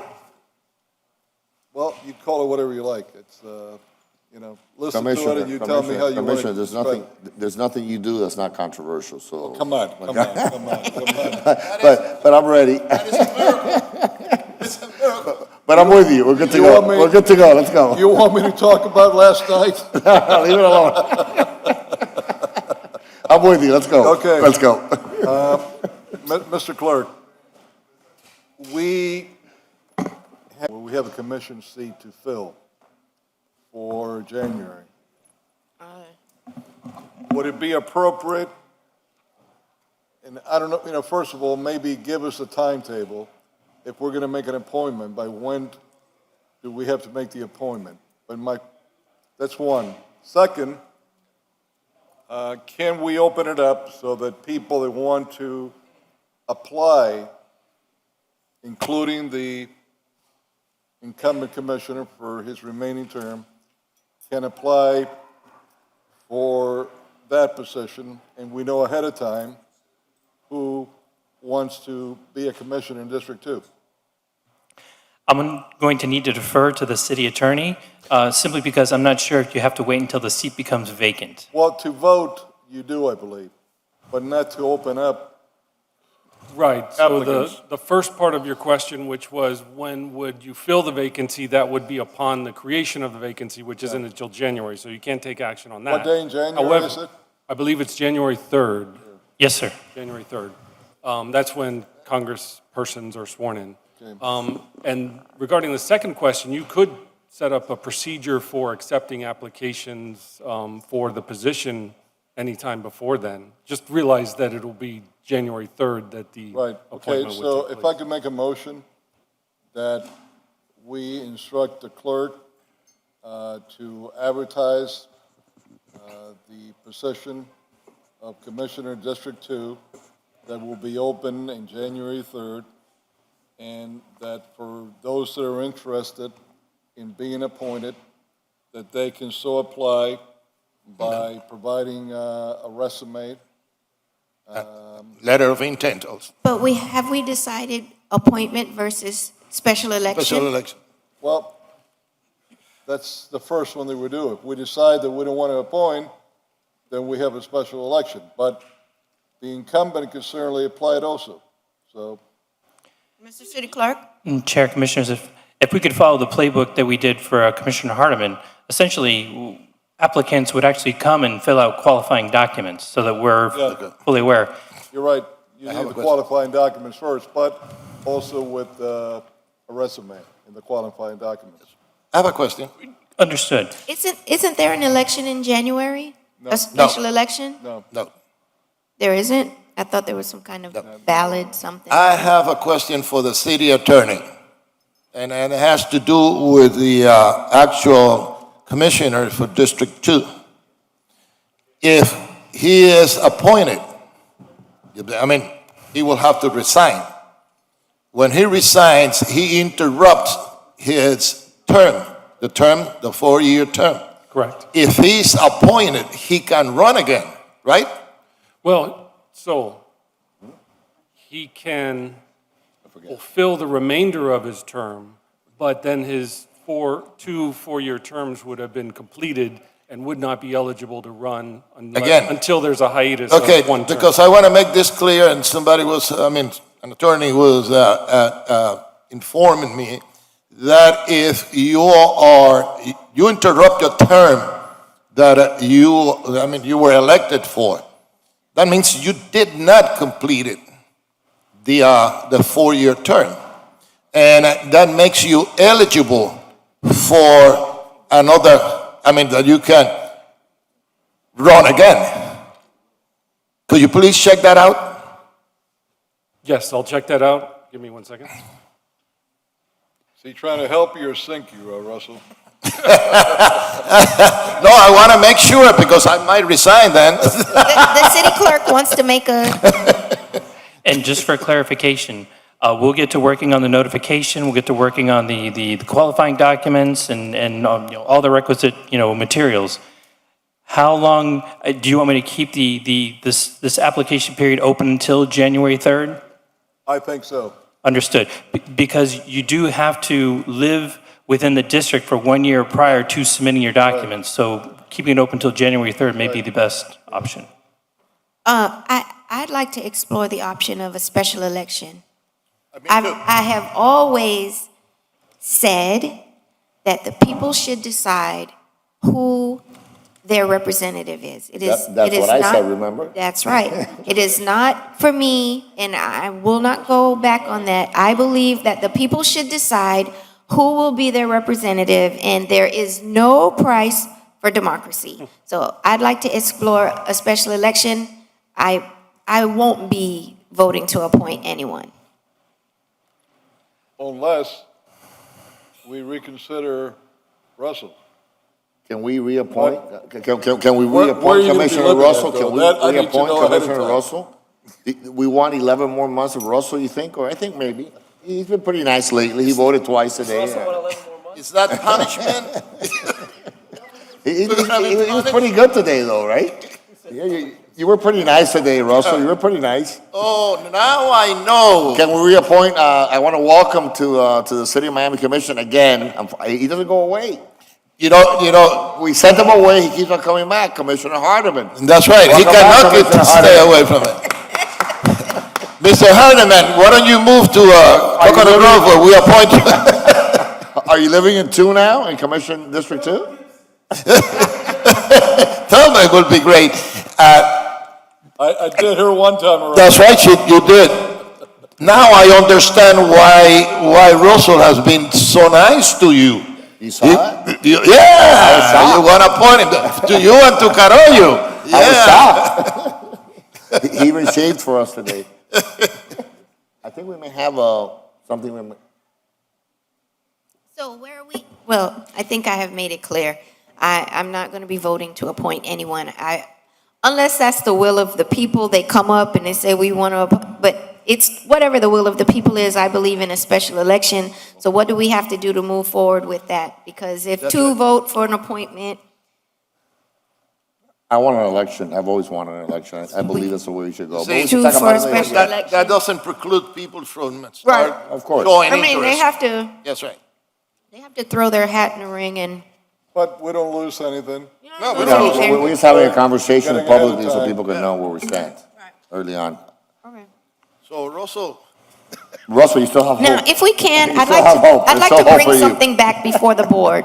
I'd like to reconsider, I will make that motion for you, Madam Chair, What do we- because you're chairing the commission. So I'd like to reconsider FR4, the Virginia Key Beach Park Trust Appointments issue. I think that there may be a possibility that we can resolve it today and not let it linger on for longer than that. And my thinking, and the commission is the will of the body, obviously, that we allow the chairwoman to chair it, for her to appoint 2 people, and for every commissioner to have 1 appointment, and they can appoint themselves if they wish to, or they can appoint someone. So if you want to serve on it, you can serve on it as a commissioner. If you want to appoint someone, you can do that too. is that a motion? That's a motion. We got to move for reconsideration first. So the motion, I'm sorry, I'm just explaining what, the 2 steps. Step number 1 is, I move to reconsider. That's a Second. motion. Okay. Second. Second. Vote? Well, look, if Call the vote, call the vote. If we're gonna go that route, I prefer for the first year, until we set the house in order, that it would be the other members of the commission that are the ones who will be part of the board after the That they can second year, appoint someone, okay. We could appoint someone. I will amend it then to for the first year to be the members of the Absolutely. commission. You still get to appoint, still get to appoint 2. You still the chairwoman. We all sit on the board, on the trust, and then after a year, then we can appoint someone in our stead. Replace us and Okay. represent us. Commission. That's- Or their appointee. A commissioner or their appointee. Or the Correct. appointee. Okay, that's a motion then. Then I second it. Okay. But the first one is. We gotta vote on the reconsideration first. No, first Motion we to have reconsider, vote. take the vote, Madam Chair, take the vote of reconsideration. Reconsideration. Call the vote on vote reconsideration. for reconsideration? Aye. Aye. All in favor? Aye. Aye. All right, now we have the motion. What I'm is sorry, the go ahead, motion? Todd. What, you have this look on your face. I'm sorry, You're Commissioner. all contorted. What's going on? You're driving him nuts. So the trust will be constituted by the commissioners for the first year. By the commission plus, and 2 appointees by the chairwoman, which is the chairwoman. So a total of 7 members. And the chairwoman What will be the chair? chairwoman. Right, correct. A total of 7. With a year later, then every commissioner, any commissioner can, or any commissioner can name a particular designee. And I'm sorry, this is where I was, yes, that's where I'm getting held up. Counting 8. Seven. That's- No, it's 7. No, because I believe the District 5 Commissioner gets It's 2 5. appointments. Right? 2. And is No, the 2, chair. 2. It's No, 2 no, no. plus me. 5 plus 2. 5, 2 appointees. Who appointees? But the chair has 3 fingers up. That makes sense. That's her, includes her. Me plus 2. All right, once again, Me plus her 4. plus 2, 5 plus 2. She appoints a 2. Todd, it's late. 5 plus 2. She appoints 2. She is. She is one. A board member. and the chair, because she can vote on it. Understood. Okay? Okay, no, not really, not really. 5 members, she gets to name 2 more. Yeah. 5 members, she gets to name 2. All That's in 7. favor? Aye, we're done. Motion carries unanimously. Who's in first, who's in second? This concludes the City of Miami Commission meeting. You see we're delirious now. Thank you, everyone. Todd,